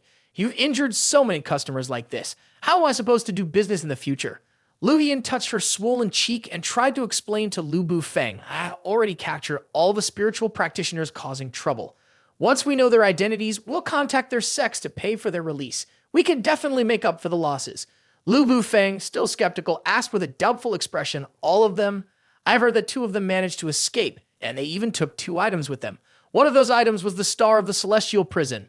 When Lu Yin heard Star of the Celestial Prison, she was suddenly shocked. She quickly said, "I had no idea about the Star of the Celestial Prison. I'll go after them right away." Lu Bufeng turned his face away and looked at Secretary Kei standing behind him. "Forget it. I won't give you another chance to let me down. Secretary Kei, take care of it." Secretary Kei, composed as always, nodded firmly. "Understood." Lu Yin, anxiety stirring in his chest, thought, "If I send her, then what about Hao Shuang?" Meanwhile, Hao Shuang was still peacefully asleep, unaware that danger was drawing near. Qin Kiki quietly pushed the door open and glanced inside. She stepped in and gently closed the door behind her. Hao Shuang remained fast asleep on the bed. She walked to the side of the bed and studied him silently. He looked so normal, she thought. What is it about him that unsettled my sister? Cautiously, she leaned closer, her curiosity gnawing at her. Her sister had always warned her about men, keeping her isolated from such experiences. But now, here she was drawn by a mix of doubt and intrigue. Qin Kiki stood there for a moment, wrestling with her thoughts, then quietly turned and left the room, the questions in her mind still unanswered. While the hotel was deep in sleep, Qin Kiki accidentally kicked around, causing her head to land in a very uncomfortable place. Hao Shuang, who had been drooling in his sleep, suddenly woke up, looking down in confusion. He mumbled, "What's going on? Was I dreaming? Why does it feel so warm?" Under the blanket, Qin Kiki was blushing and crying. Hao Shuang, still half asleep, sat up, looking dazed. After a moment of silence, he laid back down, closed his eyes again, and said, "I must have been dreaming. Just go back to sleep. Everything's fine." When Hao Shuang fell back into a deep sleep, Qin Kiki quietly slipped out of bed. She carefully closed the door to his room. Still shaken by the earlier shock, she hadn't fully regained her composure. Once she was safely out of the room, Qin Kiki broke down silently, trembling and screaming inside her mind, "I'm tainted now." She then muttered angrily, "That ended so quickly. This man really is fast." Spotting the fox demon Lu lounging on the sofa, Qin Kiki asked, "What are you doing here?" instead of sleeping. Hearing Qin Kiki ask about her well-being, Lu sat up, stared into space, and replied, "The suffering I've been through makes it hard for me to sleep easily. I have to stay alert at all times to keep myself safe." When Qin Kiki heard Lulu's concern, she comforted her, saying, "Don't worry. This place is very safe. No bad people can get in." With a friendly gesture, Qin Kiki introduced herself to Lu. "My name is Qin Kiki. I still don't know your name." Surprised by Qin Kiki's friendliness, Lu hesitated, then shyly extended her hand without daring to look her in the eye. She nervously said, "You can just call me Lu." Qin Kiki responded with a smile, "Okay, Lu." Then, in a pitiful tone, Lu pleaded with Qin Kiki, "Can you promise me not to tell my sister about what just happened? She'll kill me if she finds out." Seeing how vulnerable Qin Kiki was, Lu couldn't bring herself to refuse. She reluctantly agreed, saying, "Okay." At that moment, a voice from outside called out, "Is there a noble person hiding here? Maybe we could meet." Both of them turned toward the window after hearing the voice. Below, at this moment, was a young woman dressed in a red tipo, accompanied by 3 other men. The woman clasped her hands together and introduced herself. "I am Lin Qinyu from Manor Jiang Lang, here with a disciple from my sect to pay a visit." Upon hearing Manor Jiang Lang, Xiao Ye suddenly appeared out of nowhere, looking worried, and said, "Even Manor Jiang Lang from the Nine Manors is here. This is a big problem." Seeing Xiao Ye appear so unexpectedly, Qin Kiki, startled, asked, "Why are you still awake?" Xiao Ye didn't answer Qin Kiki's question. Instead, she shouted, "Hao Shuang, Hao Shuang, Hao Shuang." Hao Shuang, who had been sleeping in her room, quickly threw on some clothes and rushed out, calling back, "I'm coming." Qin Kik Sin, still in her pajamas and clearly sleepy, yawned while walking over and asked, "What's going on?" Xiao Ye then spoke up, explaining the seriousness of the situation. There are countless immoral cultivation sects across the world, 3 mountains, 9 palaces, and 21 caves. The 9 manors are considered a middle-tier pillar of the immoral cultivation world. Lin Qingyu here is the head of Manor Jiang Lang. If we don't handle this carefully, we could bring serious trouble upon ourselves. The 9 manors are made up of Jade Cliff Manor, Chenjuan Manor, Pingliang Manor, Lingyam Manor, Fengxiang Manor, Sing Manor, Loudness Manor, Great Heaven Manor, and finally, Manor Jiang Lang. On the rooftop, there was a person dressed in black, wearing black sunglasses, observing the formation that Xiao Ye had arranged and commented, "This is the Heavenly Blessed Cave. Whether you enter it on foot or fly in, you will fall into a high-level illusion that's very difficult to break." Seeing that they were charging in directly, Xiao Ye speculated, "It seems like they know about the Heavenly Blessed Cave, so they're hesitant to rush in recklessly." To explain briefly, the Heavenly Blessed Cave is a secret realm where spiritual practitioners live. It helps absorb spiritual energy and also acts as a defense against enemies. With this formation in place, we can hope for the best. Confident in the power of the Heavenly Blessed Cave, Hao Shuang didn't care. He turned and walked toward his room, casually saying, "Forget about it. Pretend you didn't see anything. Everyone, go back to your rooms and sleep." The other 3 were left speechless by Hao Shuang's careless attitude. Before they could even reach their rooms, a huge explosion went off behind them. Hao Shuang, startled, said, "What's going on? Didn't they say it wasn't possible to attack?" The explosion had caused a massive hole in the wall of the room. Xiao Ye clutched her head and said, the technique she used isn't from a spiritual practitioner. 3 people around her, Qin Kik Sin, Qin Kiki, and Lu, had all fainted from the blast. Below the building, Lin Qingyu, holding a smoking gun, stood ready, the barrel still hot from firing a shot. Lin Qingyu held a gun in one hand and a fan in the other, warning them. That was just a greeting, no explosives or bullets. If it happens again, it will be the real deal. On both sides, the disciples holding guns were aiming at their apartment. One of Jiang Lang's disciples nervously asked Lin Qingyu, "Miss, do you think this might attract the police?" Another disciple of Jiang Lang calmly explained, "Don't worry, all the normal people within a 300-meter radius have already passed out." Hao Shuang, watching the scene below, thought in fear. They're using rocket launchers now. Are all the spiritual practitioners these days this reckless? Lin Qingyu didn't wait for a response. She arrogantly threatened, "I'll count to 3. If you're not out by then, I'll start shooting."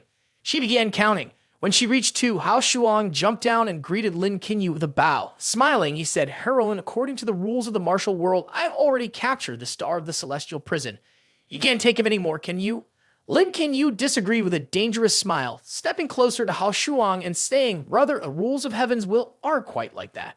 As long as the sky and earth still breathe, anyone aligned with the righteous faction can be killed. Since you didn't kill him, you can't blame me for taking him." While the 2 were still talking, in the distance, a pair of high heels and a spiked hammer appeared. It was Secretary Qi, sent by Lu Bufeng on a mission. Carrying a large hammer on his shoulder, Secretary Qi's eyes, hidden behind glasses, flashed with a dangerous gleam as he asked Hao Shuang and Lin Qingyu, "You 2 were the ones causing trouble at the auction, right? You're the fox demon who ran away. Come with me."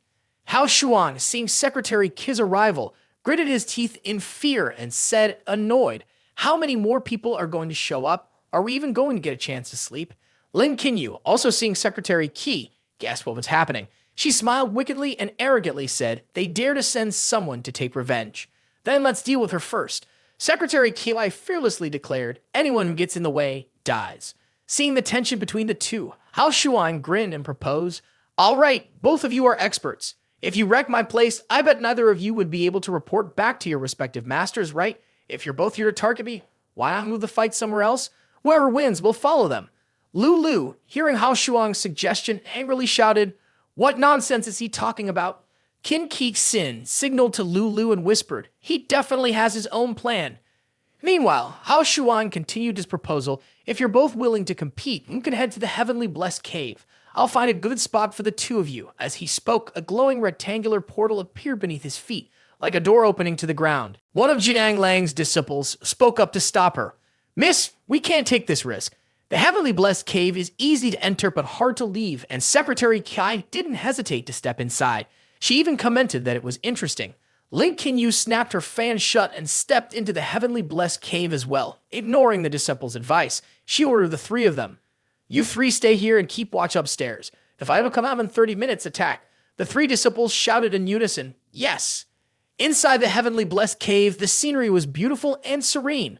Lin Qinyu and Secretary King stood by a waterfall. Lin Qinyu, holding her fan, was soaked by the water. Annoyed, she said, "Why choose a place like this?"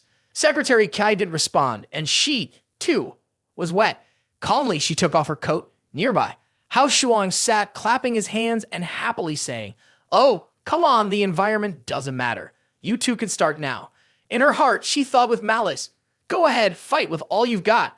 Secretary Qi, having removed her outer coat, held a hammer in each hand. She looked at Lin Qinyu and asked, "Where are your weapons?" Lin Qinyu, unarmed, spoke arrogantly, "For something as insignificant as you, being barehanded is more than enough." Outside, Hao Shuang clapped and praised. "Well done, little sister. You got quite the spirit." Lin Qinyu smirked in satisfaction. Secretary Qi casually picked up a hammer, saying without much thought, "It's up to you." Although Secretary Qi's move was simple, it made a huge impact. He closed his eyes, speaking carelessly. "In the end, we're all going to die anyway." Seeing the power of Secretary Qi, Hao Shuang looked surprised and reminded Lin Qinyu, "Hey, that was just a casual move. You'd better be careful." Lin Qinyu also sensed the danger from Secretary Qi. She logically replied, "But out of respect for you, I'm still willing to use a weapon." At the same time, a sharp spear appeared in her hand. Seeing Lin Qinyu's showmanship, Hao Shuang was left speechless and didn't comment further. After drawing her weapon, Lin Qinyu got into position and said seriously, "Come on." Secretary Kai didn't waste any more words and attacked directly. Outside the heavenly blessed cave, three disciples from Jiang Lang were discussing. One disciple, confused, asked, "What kind of medicine is Hao Shuang selling in that gourd?" Another answered honestly, "I don't know." Xiao Ye, worried, said, "It's been so long. What if something's happened inside?" Qin Kixin also asked anxiously, "Wait, if he went in, will he even be able to get out?" Xiao Ye, dismissing the concern, said, "Of course. This is his heavenly blessed cave, after all." Then, realizing something was wrong, she was startled and exclaimed, "This isn't right. This is the grand formation I set up. How could he possibly break through?" Qin Kixin and Qin Kiki started crying and quickly urged, "Hurry, go down and save him." The four girls were about to go down when they heard someone shout from below, "Who's there?" A disciple of Jiang Lang reacted cautiously and said, "This is Manor Jiang Lang. Who cares to be reckless?" It turned out that three disciples from Jiang Lang Manor were surrounded by a group of masked people in black, all holding swords. No one answered their question. Immediately, the attackers launched an assault, striking directly at the disciples. Meanwhile, inside the heavenly blessed cave, the two girls were locked in an intense battle. Lin Qinyu attacked quickly and fiercely with her weapon, but Secretary Qi was just as skilled and dodged her strike. Lin Qinyu smirked and taunted, "You're so small and still daring to fight me. You've already lost." No sooner had she spoken, Lin Qinyu was struck squarely by Secretary Qi's hammer. Not backing down, Lin Qinyu quickly retaliated but missed. Secretary Qi continued her assault, and Lin Qinyu was hit again, this time seriously injured and coughing up blood. On this side, Hao Shuang eagerly watched the fight and commented, "Oh wow, that move is amazing." Secretary Qi delivered the final blow, swinging a hammer with full force at Lin Qinyu, who was lying on the ground injured. Suddenly, a red flower appeared on Lin Qinyu's forehead, and her whole body seemed to catch fire, bursting with energy, which pushed Secretary Qi back. Secretary Qi stumbled backward, surprised, and said, "I didn't expect her to still have the strength to resist." After the burst of energy, Lin Qinyu closed her eyes and weakly thought, "This time, I'm really in trouble." Then she fainted on the ground. Taking advantage of Lin Qinyu's unconscious state, Secretary Qi raised the hammer, ready to strike, and said, "Time to die." But before the hammer could reach Lin Qinyu, Hao Shuang suddenly appeared, grabbing Secretary Qi's arm and stopping the attack. Seeing Hao Shuang save her, Lin Qinyu, lying on the ground, was confused and asked, "Why is it you?" Hao Shuang, still holding onto Secretary Qi's arm, looked down at Lin Qinyu, who was injured and lying there, and made a proposal. "Looks like you've lost. I saved your life. So how might you let us go this time? How about we make a deal?" Lin Qinyu reluctantly agreed to his request. She said helplessly, "It's come to this, so I'll rely on you." At this moment, Lin Qingyu also understood Hao Shuang's true intentions. Secretary Kai, furious, ordered Hao Shuang to let go of her, ready to punch him. Hao Shuang looked at Secretary Qi and made a deal with Lin Qingyu. "All right, I'll help you deal with her, but don't tell anyone I'm the one who killed her." Then he pointed at Secretary Qi's forehead. With a mysterious force, she was thrown back violently. Hao Shuang added, "Anyway, everyone saw it. You two were the ones who chose to go in and fight." After defeating Secretary Qi, Hao Shuang casually blew on his fingers. Lin Qingyu, clutching her injured arm, looked at him and said, "So from the beginning, you had it all planned out. You helped the loser kill the other one, no risk of retaliation, and you keep Star of the Celestial Prison intact. It's truly a flawless plan." Secretary Qi, now dead, suddenly transformed into a terrifying figure. Her tongue was long like a snake's, and her teeth were sharp and pointed. With an ominous gaze, she looked at Hao Shuang and dangerously asked, "The real question is, can you actually kill me?" It turned out that the mask she was wearing had hidden her fearsome face. Seeing Secretary Qi's terrifying appearance, Hao Shuang, filled with fear, said, "No wonder she's wearing a mask. Turns out it's because of the exposed lips." Next to him, Lin Qingyu also jumped back in shock. Secretary Qi's long tongue shot out, wrapping around Hao Shuang's leg and pulled him toward her. Hao Shuang screamed, "This is bad." Secretary Qi, holding a hammer, was about to strike Hao Shuang with it. Luckily, Hao Shuang was quick enough to dodge the blow, though he was still shaken. He quickly backed away from her. Hao Shuang broke into a cold sweat, saying, "That was too close. I almost got my head smashed." Secretary Kai didn't give him a chance to catch his breath. Her Tom attacked from all directions, and with a smug tone, she said, "Prepare to meet your end." 4 Toms grabbed hold of Hao Shuang's limbs, making him yell in fear. "What the hell is this?" The Toms pulled him toward her again. Hao Shuang shut his eyes tightly, terrified, thinking to himself, "This is bad. My limbs are completely locked now." Just as he was about to panic, Hao Shuang suddenly remembered that he still had that one thing. It was a device to boost his kidney function, shining brightly with power. He quickly used it, launching a direct attack on Secretary Qi. The strike made her stumble back and lose her grip on the hammer. Hao Shuang at that moment collapsed to the ground with 4 Toms sticking out. After seeing what had just happened, Lin Qingyu was left full of questions, wondering what kind of hidden weapon was that. It suddenly popped out and then shrank back in. And why did I feel such excitement in my heart, even though I couldn't clearly make out what it looked like? Hao Shuang chuckled triumphantly, saying, "Didn't expect that, huh?" Secretary Qi, holding his forehead, was fuming with anger. Hao Shuang, laughing and crying at the same time, clutched his pants and darkly said, "I still have my third leg. Pretty impressive, right?" Up in the sky, Xiao Ye appeared, urgently shouting, "Hao Shuang, something's wrong!" She landed and reported, "A group of people suddenly showed up, killed the people from Jianglang Manor, and even captured 3 people from Qin Keek Sin."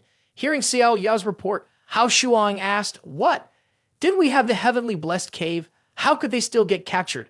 Xiao Ye replied, "I don't know either, but luckily, I managed to escape in time. If not, I would have been caught too.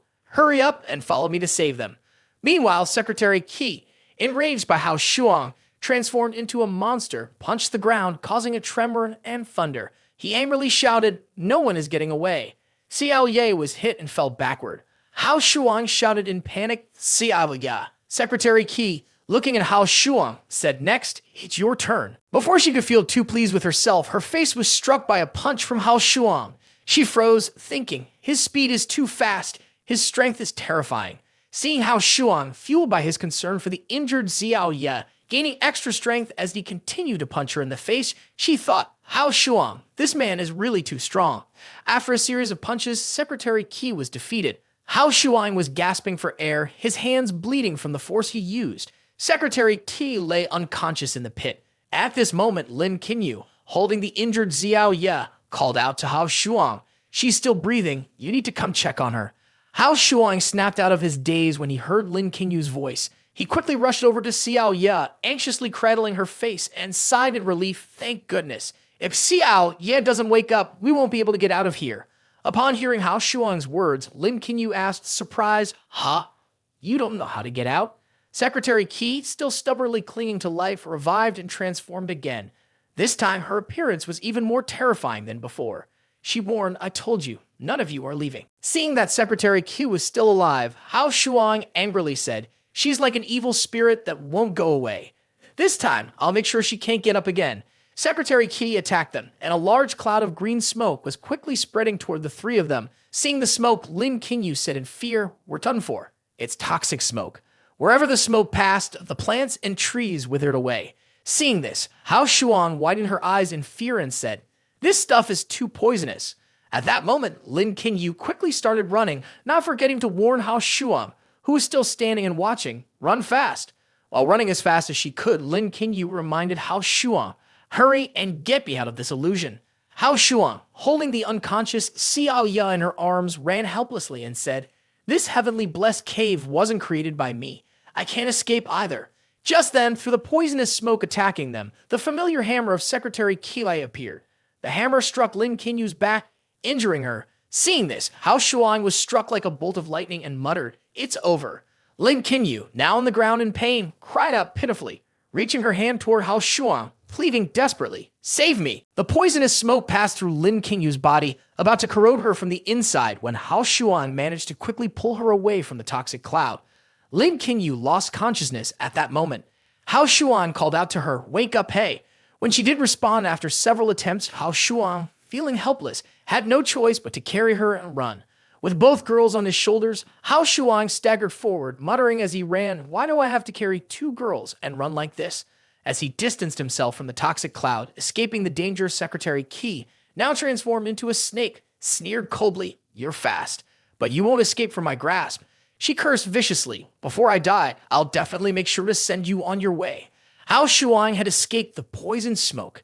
Inside the cave, he gently placed Xiao Ye against a rock wall and murmured, "She'll probably wake up in a little while. Let's hide here and avoid that monster for now." Then he turned his attention to Lin Qingyu, who was gravely injured. The poison had already begun to invade her body in several places. Hao Shuang anxiously muttered, "Even though I pulled her out immediately, the poison has already started to invade her soul. She'll most likely die within half an hour." He helped Lin Qingyu sit up, helplessly saying, "If the young mistress of Jianglang Manor dies here in the heavenly blessed cave, even jumping into the Yellow River won't wash away the guilt." Hao Shuang closed one eye and sighed. "Well, I guess I have no choice but to gamble one last time." Then he began performing the ritual to heal her. The practice of magic is divided into the 5 elements, and so is the power of the demons. A spiritual practitioner starts out like a blank page, and the 5 elements can be cultivated or even cultivated together, 2 or 3 at a time. Hao Shuang remembered his training. His master had once told him, "Your true nature is lightning, so practicing thunder magic is naturally the most suitable for you. But in order to grow, you must break through your limitations and practice both powers together." Exhausted to the point of collapse, Hao Shuang lay on the ground, gasping for breath. He asked in confusion, "But why choose the overwhelming fire magic? It's so hard to combine with thunder magic. My body feels like it's about to explode." His master answered his question. "In the future, you will face too many enemies too dangerous to handle without mastering deadly techniques. Besides, the fire magic I taught you can not only attack but also drive away evil." At that moment, the area around where Lin Qingyu and Hao Shuang sat was completely surrounded by flames. Hao Shuang was using fire magic, manipulating the flow of energy to save Lin Qingyu. He gritted his teeth, performing the ritual, feeling the intense heat. It felt as though his internal organs were about to burn up. His hand touched Lin Qingyu's back, and her clothes had already been burned away by the flames. Hao Shuang's face was red with veins popping, and he gritted his teeth, encouraging himself, "Just a little longer. It'll be okay soon." Lin Qingyu coughed up a mouthful of blood. After successfully expelling the poison from Lin Qingyu, Hao Shuang leaned back, breathing a sigh of relief, finally got the toxic smoke out. Once the poison was gone, Lin Qingyu regained her clarity and couldn't believe it. I didn't die." Then, feeling joyful, she turned to look at Hao Shuang, who was still catching his breath, and asked, "You? I didn't expect you could cure the poison for me." After the excitement passed, Lin Qingyu suddenly realized she was naked. She screamed in embarrassment, covering her chest, and asked, "Hao Shuang, where are my clothes?" Hao Shuang helplessly explained, "The heavenly fire burned the poison. Of course, your clothes couldn't survive." At this moment, Xiao Ye also woke up, just as Hao Shuang had expected. She groaned, holding her head. "My head hurts so much." Seeing Xiao Ye awake, Hao Shuang happily clapped his hands and cheered. "Xiao Ye is awake. That's great. Now we can borrow her clothes." Her clothes? Hearing Hao Shuang talk about borrowing Xiao Ye's clothes, Lin Qingyu was filled with questions. Outside the cave, Hao Shuang couldn't believe it and asked Xiao Ye, "Huh? We have to go back to the waterfall to leave the illusion. Didn't you set this up yourself? Xiao Ye explained, of course I can come and go as I please, but you're a monster. You can only leave through the exit that's already been set. Well, there's no choice. Hao Shuang looked toward the cave and urged Lin Qingyu, who was changing clothes inside, come on, hurry up and change. I'm in a rush to go out and save someone. After Lin Qingyu finished changing, Hao Shuang urged her again. With her face as red as a tomato, she awkwardly stepped out wearing the skimpy maid outfit, saying shyly, how could you, cultivators, wear something so embarrassing? Hao Shuang and Xiao Ye both looked toward the entrance where they had previously searched for Secretary Q's figure, but they saw no one. Xiao Ye speculated, for the user, the toxic smoke is a killer move. Once activated, it could backfire. Could it be that they turned into blood? Hao Shuang wasn't sure, but replied, I'm not sure, maybe they're looking for us instead.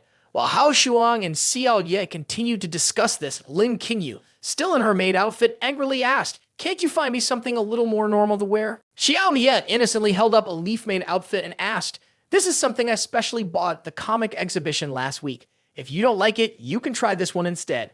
Hao Shuang looked at the leaf outfit in Xiao Ye's hand and imagined what Lin Qingyu would look like wearing it. He said with a teasing grin, you can try it on. It's definitely cooler. Seeing Hao Shuang's lecherous expression, Lin Qingyu quickly covered his chest in embarrassment and replied, you better not. I'm not going to wear that. Hao Shuang teased her further, I'm just kidding. Why are you so worried? Xiao Ye stepped in to calm the situation. You two stop arguing. Let's hurry up and leave here. Hao Shuang called out from behind, Xiao Ye, hurry up and open the way. Xiao Ye agreed, okay. Xiao Ye began to cast a spell to open the exit. Suddenly, familiar red tums appeared behind them, the ones from Secretary Qi, ready to grab Xiao Ye as she was casting her spell. Hao Shuang gritted his teeth and grabbed one of the tongues just as it was about to touch Xiao Ye. He pulled hard, saying, get me out of here. After he spoke, Hao Shuang managed to pull out a massive worm. When he saw it, he quickly let go, startled, and asked, what is this thing? Lin Qingyu answered his questions. This was her true form. Meanwhile, Xiao Ye had successfully cast a spell to open the path. She turned to call out to the others, Hao Shuang, Lin Qingyu, the path is open. Let's go. Before they could run out, a giant worm beneath their feet started attacking, forcing them to jump out of the way. The worm singled out Lin Qingyu, and in fear, she cried out, Hao Shuang, Hao Shuang, Hao Shuang. Hao Shuang quickly grabbed Lin Qinyu's hand and tossed her toward the exit in midair, shouting, go. Xiao Ye was still casting her spell while calling for Hao Shuang, but before she could reach the exit, the worm managed to bite Hao Shuang in the stomach. Tears filled Xiao Ye's eyes as she screamed, Hao Shuang. Outside, Lin Qingyu had made it out of the heavenly blessed cave. She was sitting, panting and staring at Xiao Ye as she crawled out. Lin Qingyu urgently asked, where's Hao Shuang? Why hasn't he come out yet? Tears streaming down her face, Xiao Ye sobbed, Hao Shuang. He was eaten by the monster. When Lin Qingyu heard that Hao Shuang had been devoured by the demon worm, she was stunned and filled with guilt. She whispered, he sacrificed himself to save me. I never thought he would. Then, overcome with pain, she collapsed and cried, Hao Shuang, why did you come from behind? Suddenly, Hao Shuang appeared from behind her, bumping into Lin Qinyu's distressed, guilt-ridden back. Lin Qingyu blushed and let out a gasp. Ah! Xiao Ye, confused, asked, ha! Hao Shuang's face collided with Lin Qinyu's back, leaving an odd imprint on his nose. He collapsed onto the ground, grimacing as he said, it feels like I've just seen the abyss. Seeing Hao Shuang appear, the two girls cheerfully called out his name, Hao Shuang. Hao Shuang then shared what had happened in the heavenly blessed cave. After being swallowed by the monster, he had used magic to blow it up. When the monster exploded, Hao Shuang quickly jumped up, and taking advantage of the gate to the heavenly blessed cave still being open, he swiftly escaped. Xiao Yang, confirming the story, asked, so you used lightning magic to blow open the monster's mouth, then rushed out before the exit closed. Hao Shuang touched his forehead and nodded, saying, yeah, if I had been even a moment slower, I wouldn't have made it out. While inspecting the bodies of the 3 Jiang Lang disciples, Hao Shuang concluded, one clean strike, no chance to fight back. I didn't expect people from the nightclub to have such skilled experts. Lin Qingyu disagreed. It wasn't Zolian Gang, it was Tang Men's work. When Hao Shuang heard Lin Qingyu mention Tang Men, he looked at her curiously and asked, Tang Men? On the mountain at this moment, a figure appeared outside the door, respectfully speaking to the person inside. Master, Tang Men can't wait any longer. They've made their move against Hao Shuang. The person inside, an elderly man wearing black glasses, calmly replied, just wait a little longer. The forces hiding in the shadows are about to show themselves. On a map, a rugged mountain range was marked, and someone suddenly explained spiritual practitioners around the world. Aside from the 3 mountains, 9 prefectures, and 21 caves, there's another group. This organization is called Tang Men. Masked figures stood tall inside a dark cave. Beneath one of them was a large alchemy furnace. Though they treated monsters as prey, their methods were ruthless. In truth, their goal in hunting monsters was to collect their demon cores for refining ancient elixirs. As Lin Qingyu was running for her life, she explained the history of Tang Men to Hao Shuang. Hearing about the ancient elixir, Hao Shuang asked, "What is an ancient elixir?" She explained every demon has a demon core inside their body, which holds all their unique qualities. Different demon cores can be used to refine ancient elixirs with different effects. She continued, and according to rumors, if you collect enough demon cores from heavenly and earthly powerful demons, you can refine a flawless ancient elixir. If you take it, said you can gain destructive power capable of destroying heaven and earth. Hao Shuang ran after her, still puzzled. So, is Tang Men involved in the heavenly Tao's purification of Lin Qingyu? She frowned, her voice firm. It's not just involvement. They're behind the destruction. The righteous sects won't let them get near the everlasting pill, and they certainly can't be allowed to claim the title of Heavenly Master. As they ran, a dark purple whirlpool suddenly formed in the sky. Hao Shuang looked up. What's that? From the swirling vortex, giant bats emerged, swooping down toward them. Without hesitation, Hao Shuang stepped forward to shield Xiao Ye and Lin Qingyu. Gritting his teeth, he chanted a spell. Stay behind me. He unleashed a powerful lightning technique, Dragon Yang Pillar. Bolts of energy struck the incoming creatures with force. As the last bat fell, Hao Shuang wiped the sweat from his brow and exhaled. That was close. We barely made it. Just then, an unexpected voice echoed around them. They froze. Someone had been hiding nearby all along. Before they realized it, the area was surrounded. A veiled figure stepped forward. Hao Shuang narrowed his eyes. So you ambushed us after capturing someone and fleeing the scene. Tang Men never sticks to the usual playbook, do they? The figure, his face obscured, responded coolly.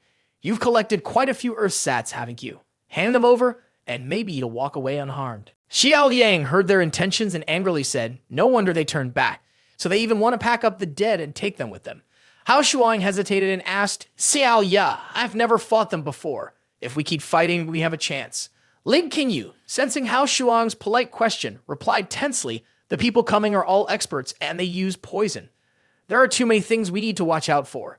If one of us manages to escape, we'd be lucky. When Hao Shuang heard the word poison, he asked again. Poison? It seemed like a plan to defeat the Tang Men group had started forming in his mind. He smiled calmly and said, Xiao Ya, I'll buy us some time. From here on, it's up to you. Xiao Ya, still not fully understanding his plan, listened as the Tang Men group launched their attack. The leader ordered his men forward. Hao Shuang used his move, Golden Light Death. The light from the golden flash was so bright that the Tang Men members had to cover their eyes. The leader shouted, surround them, don't let them get away. When the golden light faded, they saw Hao Shuang still standing, not running away. He looked surprised and asked, not running. He then pulled out a pair of black sunglasses and arrogantly said, clumsy trick, it's just buying time, before ordering his men, charge at them. His subordinates rushed forward to attack, proudly saying, let's see what else you've got. Hao Shuang smiled proudly when he saw them all attack at once, feeling pleased that his plan had worked. At that moment, Xiao Ye appeared behind him. Hao Shuang quickly moved aside to let Xiao Ye cast her spell. The Tang Men group, upon seeing the monster, cursed under their breath, wondering what on earth was happening. The leader's face twisted in disbelief as he asked, what is that? The monster, a giant worm, charged at the Tang Men group, causing them to scream in panic. Hao Shuang and the 2 girls continued to run away. As they ran, Hao Shuang said, good thing I kept that big-mouthed monster. At a crucial moment like this, it's coming in handy. Lin Qingyu complimented him, saying, you're really good at planning. While they were running for their lives, another figure appeared in the sky. As this person landed, the shockwave forced Hao Shuang to cover his face and step back. Hao Shuang quickly went on guard, saying, the aura is too strong. Lin Qingyu also tensed up, saying, another expert. The mysterious figure praised Hao Shuang. Well done, kid. You managed to escape from my most capable subordinate. Hao Shuang, confused by the compliment, asked, subordinate? Who are you?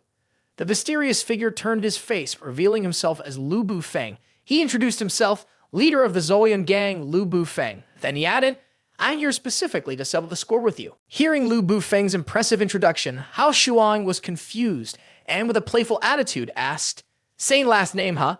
Are you the older brother of his sister? Seeing Hao Shuang mocking him, Lu Bufeng gritted his teeth and thought, I should have punched him right then and there. Hao Shuang placed his hands on his hips and, still puzzled, asked Lu Bufeng, So what exactly did you stop me for? Lu Bufeng, completely unfazed, pulled out his calculator and started typing away. To cover the repair costs for my club, the estimated value of the auction items that were stolen, and let me just calculate, the cost of restoring my reputation and customer compensation fees. After some time spent calculating, he showed the results to his customer. A long string of numbers appeared on the screen. With a seemingly kind expression, Lu Bufeng said, Let's round it up. You owe me 3.2 million yuan. That should settle things between us. Hao Shuang pointed at the computer and asked, So, you're telling me you blocked my path just for this little amount of money? Hearing this, Lu Bufeng angrily replied, Exactly. It's all about the money. Hao Shuang scratched his head, smiled brightly, and said, My entire fortune only adds up to 527 yuan, plus 2 pairs of underwear and 7 pairs of socks. Are you interested? Lu Bufeng chuckled, going along with the joke. Is that so? After that, Lu Bufeng's expression changed, and in anger, he attacked Hao Shuang. Then I'll just pluck your eyebrows. Seeing Lu Bufeng's fury, Hao Shuang teased, Oh no, you're angry now, while also stepping back to dodge his attack. Then Hao Shuang began preparing a lightning strike. If we can't negotiate, I guess I'll have to use my fist to speak for me. Lu Bufeng sneered and said, Looks like you still don't understand how terrifying I am. A tiny little monster like you dares to act tough in front of me. Around Lu Bufeng, purple flames appeared, forming into a shape resembling a human head. Seeing this, Lin Qinyu immediately realized the Demon King. No wonder the woman with the loose lips felt such a heavy aura. She must have felt the Demon King's presence. Hao Shuang tensed up and quietly exclaimed, Demon King. Immediately, ghostly shadows like those of death began attacking them. Hao Shuang used lighting magic to dispel the ghosts and then told Xiao Ye and Lin Qinyu, who were behind, Everyone, go ahead. Lu Bufeng continued to strike cruelly maliciously, saying, No one gets to escape. As more Demon Kings appeared in the sky, Hao Shuang, filled with fear, said, This is bad. The ghosts started attacking Xiao Ye and Lin Qinyu from behind. None of Hao Shuang's 3 companions managed to escape the Demon King's attack. Watching them get hit, Lu Bufeng laughed triumphantly and said, Not paying your debt, then you'll pay with your lives. He really does care more about money than lives. After the smoke cleared, Lu Bufeng couldn't see their bodies. He just stood there quietly. Down below, Hao Shuang's 3 companions had luckily managed to escape. Lin Qinyu gasped in fear and said, That was too close. We almost lost our lives.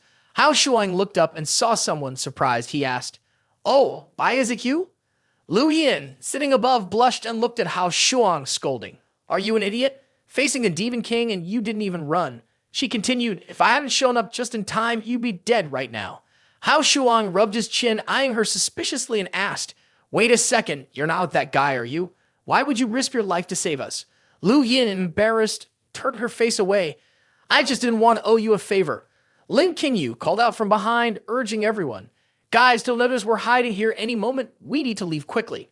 Hearing Lin Qinyu, Hao Shuang suddenly realized, right, even an idiot would notice this sewer. Lu Yin sat at the top and told everyone to move aside so she could jump down. Move aside a bit, I'm coming down now. But then, by accident, Lu Yin slipped and fell. Below, Hao Shuang rushed out to catch her. Lin Qinyu shouted, This is dangerous. Xiao Ye also gasped, If her head hits the ground, it's going to be a huge problem. Luckily, Hao Shuang managed to catch Lu Yin. He breathed a sigh of relief and said, Got her. But the way he was holding her was a bit awkward.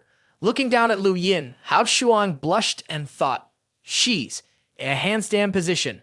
Lu Yin screamed, Let go of me, you pervert. Hao Shuang quickly released her and said, Okay, just don't kick around. As a result, Lu Yin landed in a rather uncomfortable position. As she hit the ground, the hem of her skirt got caught on Hao Shuang's belt. Well, let's just say an awkward situation unfolded. In the end, Hao Shuang got a punch right in the eye, leaving his eye swollen and bruised. Hao Shuang awkwardly chuckled, trying to ease the tension. This sewer is pretty spacious, huh? Walking beside him was Lu Yin, blushing with embarrassment, while Lin Qinyu and Xiao Ye were speechless. Xiao Ye worriedly said, With this delay, it'll be even harder to catch up with Tang Men's people. Lin Qinyu reassured her, It's okay, the monk can run, but the temple is still there. I'll gather more people when we get back, and we'll go to Tang Men to settle things. Just then, someone's hands appeared behind Lin Qingyu. Hao Shuang said with a serious expression, we should speed up. We need to rescue them before they're turned into something else. Lu Yin listened to their discussion and thought Hao Shuang was talking to her. She was about to ask for her opinion when Hao Shuang turned to her and said, "What do you think?" Then, as if she had seen something terrifying, Hao Shuang froze. Lu Yin noticed Hao Shuang standing still and asked, "What's wrong?" It turned out the reason Hao Shuang froze was because, without her realizing it, Lu Bufeng had appeared beside her. He placed his hand on her shoulder and said, "I'm still angry. I didn't know who had the skill to save someone so quickly. Turns out it was my most beloved adopted daughter." He then reached out to grab Lu Yin and said, "You're quite the obedient daughter, aren't you?" When Lu Yin saw Lu Bufeng preparing to strike her, she quickly dodged in fear. Lu Bufeng got a punch in the face, losing a tooth from the force, and was slammed into the wall. Hao Shuang frowned and muttered, "What a restless spirit."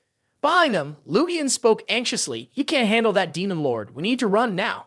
Hao Shuang confidently smiled and said, "Trying the same move on me a second time won't work." Then he turned to Lu Yin and said, "Go wake those two up first." Lu Yin supported Lin Qingyu and replied, "Got it, Hao Shuang." Lu Bufeng angrily said, "You little brat, your tone is way too bold." Behind him, Lu Yin reminded Hao Shuang, "Be careful. In a small place like this, the damage from your spiritual energy will be even greater." Hao Shuang quickly cast a spell and replied, "I know." Lu Bufeng summoned his demon lord, laughing arrogantly as he mocked, "You idiot, with just a little lightning, you think you can fight me?" He continued to jeer at Hao Shuang, "You think you're a heavenly master?" Hao Shuang summoned his thunder beast. When Lu Bufeng's demon lord saw it, his eyes widened in fear. Hao Shuang smirked proudly and said, "Why bother with the demon lord? If I just take him out before he can attack, wouldn't that solve everything?" The thunder beast attacked the demon lord, causing it to scream in fear. The beast swallowed the demon lord, who screamed in agony. Although Lu Yin had been raised by Lu Bufeng, she still felt the father-daughter bond with him. "Worry," she called out, "Dad." After the demon lord was defeated, Hao Shuang called back his thunder magic and said, "Done." Hao Shuang prepared to launch another attack on Lu Bufeng, but after a moment of thought, he decided not to strike. Hao Shuang turned to Lu Yin and said, "Out of respect for you, I'll let him go this time. If he takes some time to recover, he'll be fine." Hearing that Hao Shuang would spare her adoptive father, Lu Yin replied, "Yes, thank you." At that moment, a voice came from behind them. "Finally found you, so you were hiding here." It turned out to be Tang Men's group. The leader, clearly frustrated, said, "You damn brat, daring to release a monster to ambush us." His eyes filled with hatred as he spoke to Hao Shuang. "Even if you're from Longhu Mountain, today you'll pay for your actions with your life in exchange for my brothers." Hao Shuang wasn't afraid of them. Confidently, he replied, "Well, we'll see if you have what it takes." Suddenly, a demon charged out of nowhere, attacking Tang Men's group. One of Tang Men's disciples, seeing the strange creature, looked at the leader and asked, "What is that?" The leader immediately recognized it. He warned his subordinates, "This is bad. It's a demon." Before he could finish speaking, the demon attacked him. The other Tang Men disciples were also assaulted, suffocating to death. Afterward, the demons returned to Lu Bufeng's side. Seeing that Lu Bufeng still had the strength to fight, Hao Shuang gritted his teeth and muttered, "Looks like things just got a lot more troublesome." Lu Bufeng stood up, smiling and saying, "This feels great." As he watched Lu Bufeng recover, Hao Shuang gritted his teeth and activated the command. He regretted, "I should have let the lightning strike him earlier. I never thought he'd be able to come back to life." Before Hao Shuang could finish the legal test, Lu Bufeng, standing across from him, waved his hand and said, "Wait, stop. No more fighting." Seeing his actions, Hao Shuang was confused. Lu Bufeng smiled in a flattering, almost shady way, beaming like a flower and rubbing his hands together as he said, "Let's be friends." Hao Shuang and his group returned to the main headquarters of Zhou Gang. Tang Men needed to train with the ancient pill, so he had to go back to the headquarters in Xichuan, though the route was unclear. Right now, Zhou Gang's people were setting up an extensive net along the route, so as soon as they spotted any of their movements, they'd be able to block them right away. While pouring tea, Lu Bufeng continued speaking to Hao Shuang. "While we wait for news, let's just relax here at Zhou Gang's headquarters. If you need anything, just let me know." Seeing Lu Bufeng's sudden shift in attitude, Hao Shuang asked, "You don't want me to pay you back?" Lu Bufeng, sitting on the sofa, laughed loudly and said, "Whenever money comes up, it gets awkward. In a martial world, the Lu family values one thing above all, profit." "Oh no, wait. What I mean is, we value honor above all." Hao Shuang blinked in confusion, watching him change his attitude 180 degrees. Just a moment ago, it felt like we were about to fight to the death. Lu Bufeng quickly explained it's all just a misunderstanding. He then changed the subject, suddenly bringing up something unrelated. If I'm not mistaken, you're a demon, right? But you're also skilled in the lighting technique of Longwu Mountain's heavenly master. What's your connection to that old man? When Lu Bufeng mentioned his master, Hao Shuang scratched his nose and avoided eye contact. He said, "Who is Hao Shuang? That lighting technique is passed down in my family. It has nothing to do with Longwu Mountain." In his mind, he cursed, "Shit, he figured out my connection to my master." Seeing Hao Shuang deny it, Lu Bufeng didn't press the issue. He simply said, "I see. I was just asking, out of curiosity." Suddenly, Lu Bufeng said, "Come inside." When Hao Shuang heard him call someone in, he curiously looked toward the door. When the person appeared in the doorway, Hao Shuang, who had been drinking water, almost choked. It turned out to be Lu Yin, dressed as a bunny. She blushed and shyly asked, "Dad, why did you want to get dressed like this?" Lu Bufeng didn't answer her. He stood up and said, "I have a meeting to attend. I need to go now. You stay here with Hao Shuang. Make sure you serve him well." When passing by Lu Yin, he threatened her in a serious tone, saying, "I've put something in the tea. You must take care of him. Whether our Zhouyan gang survives this trial from the heavens depends entirely on your son." Lu Yin sat on the chair, hesitating before responding. "Well then, let's just wait here for the news. The Zhouyan gang's intelligence network is pretty reliable too." As she poured tea for Hao Shuang, Lu Yin thought to herself, if there's something in the tea, then the scene later will probably be, in my mind, I'll imagine that Hao Shuang and I will. Imagining it made her feel embarrassed. While handing a hot cup of tea to Hao Shuang, she said, "Drink a little more." Hao Shuang reached out to take the cup from her and replied, "Okay." Suddenly, the atmosphere between them became awkward. Hao Shuang quietly drank his tea, thinking this atmosphere is so strange.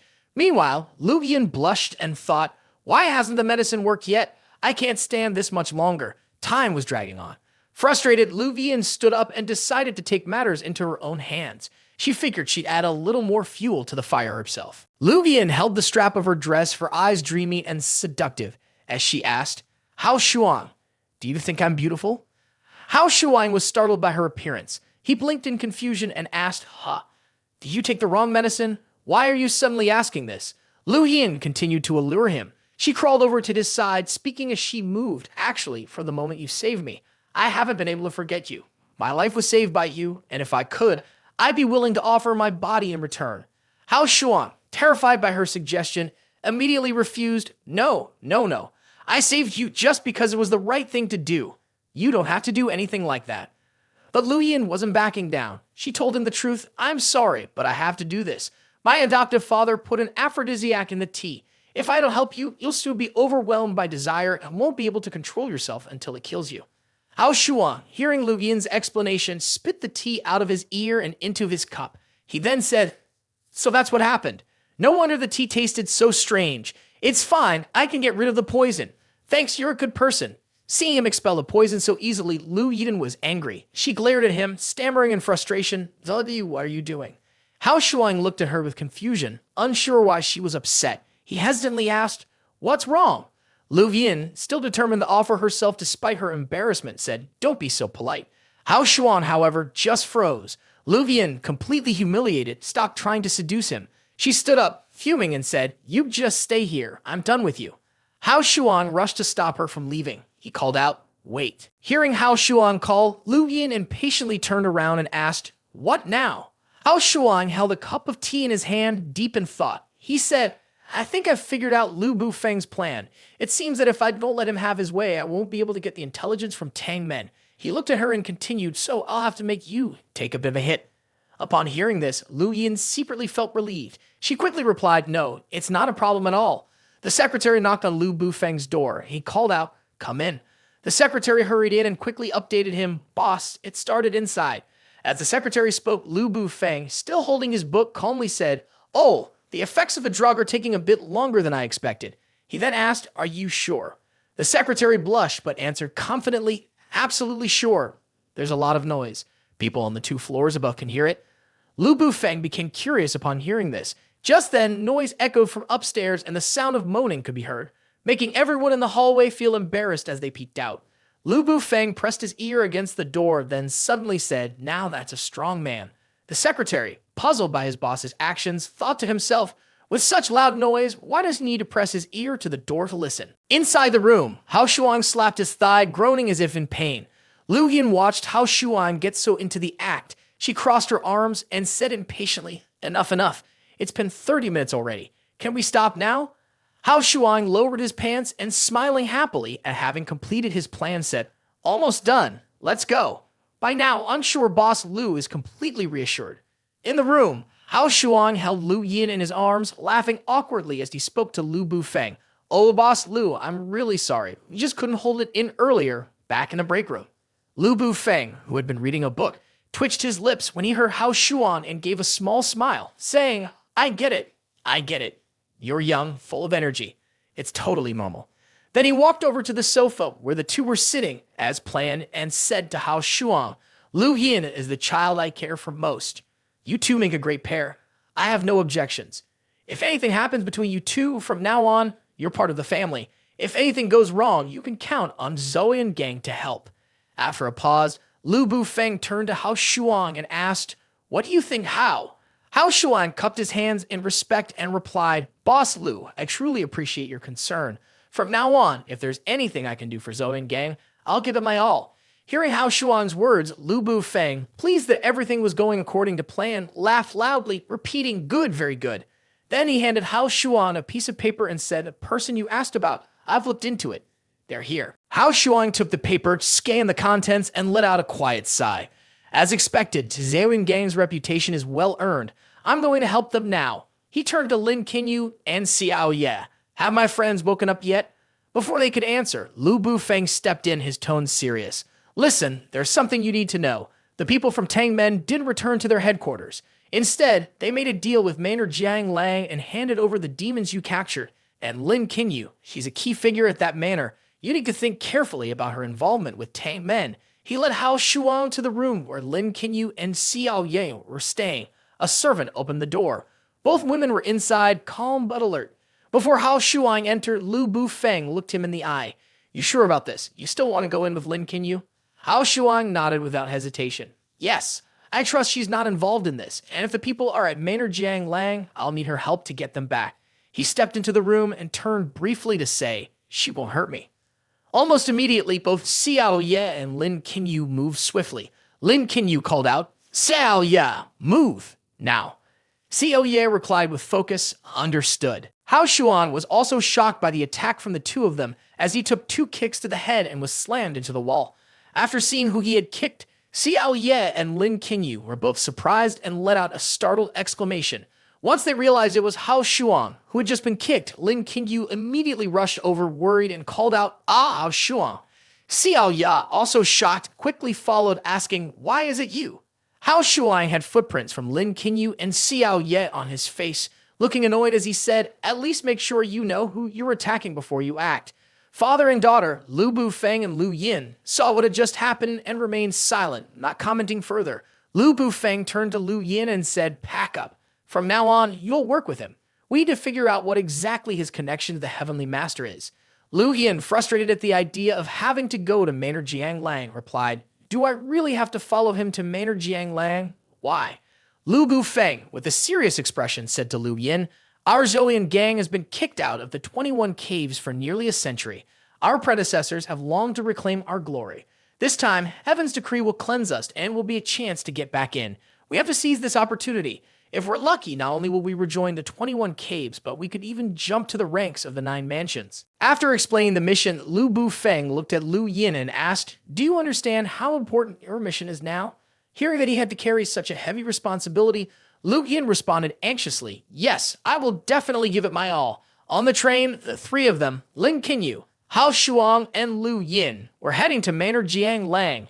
Lin Qinyu asked suspiciously, "I can't believe Tang Men is working with the people from Manor Jiang Lang. Is this information reliable?" Lu Yin answered confidently, "It's completely true.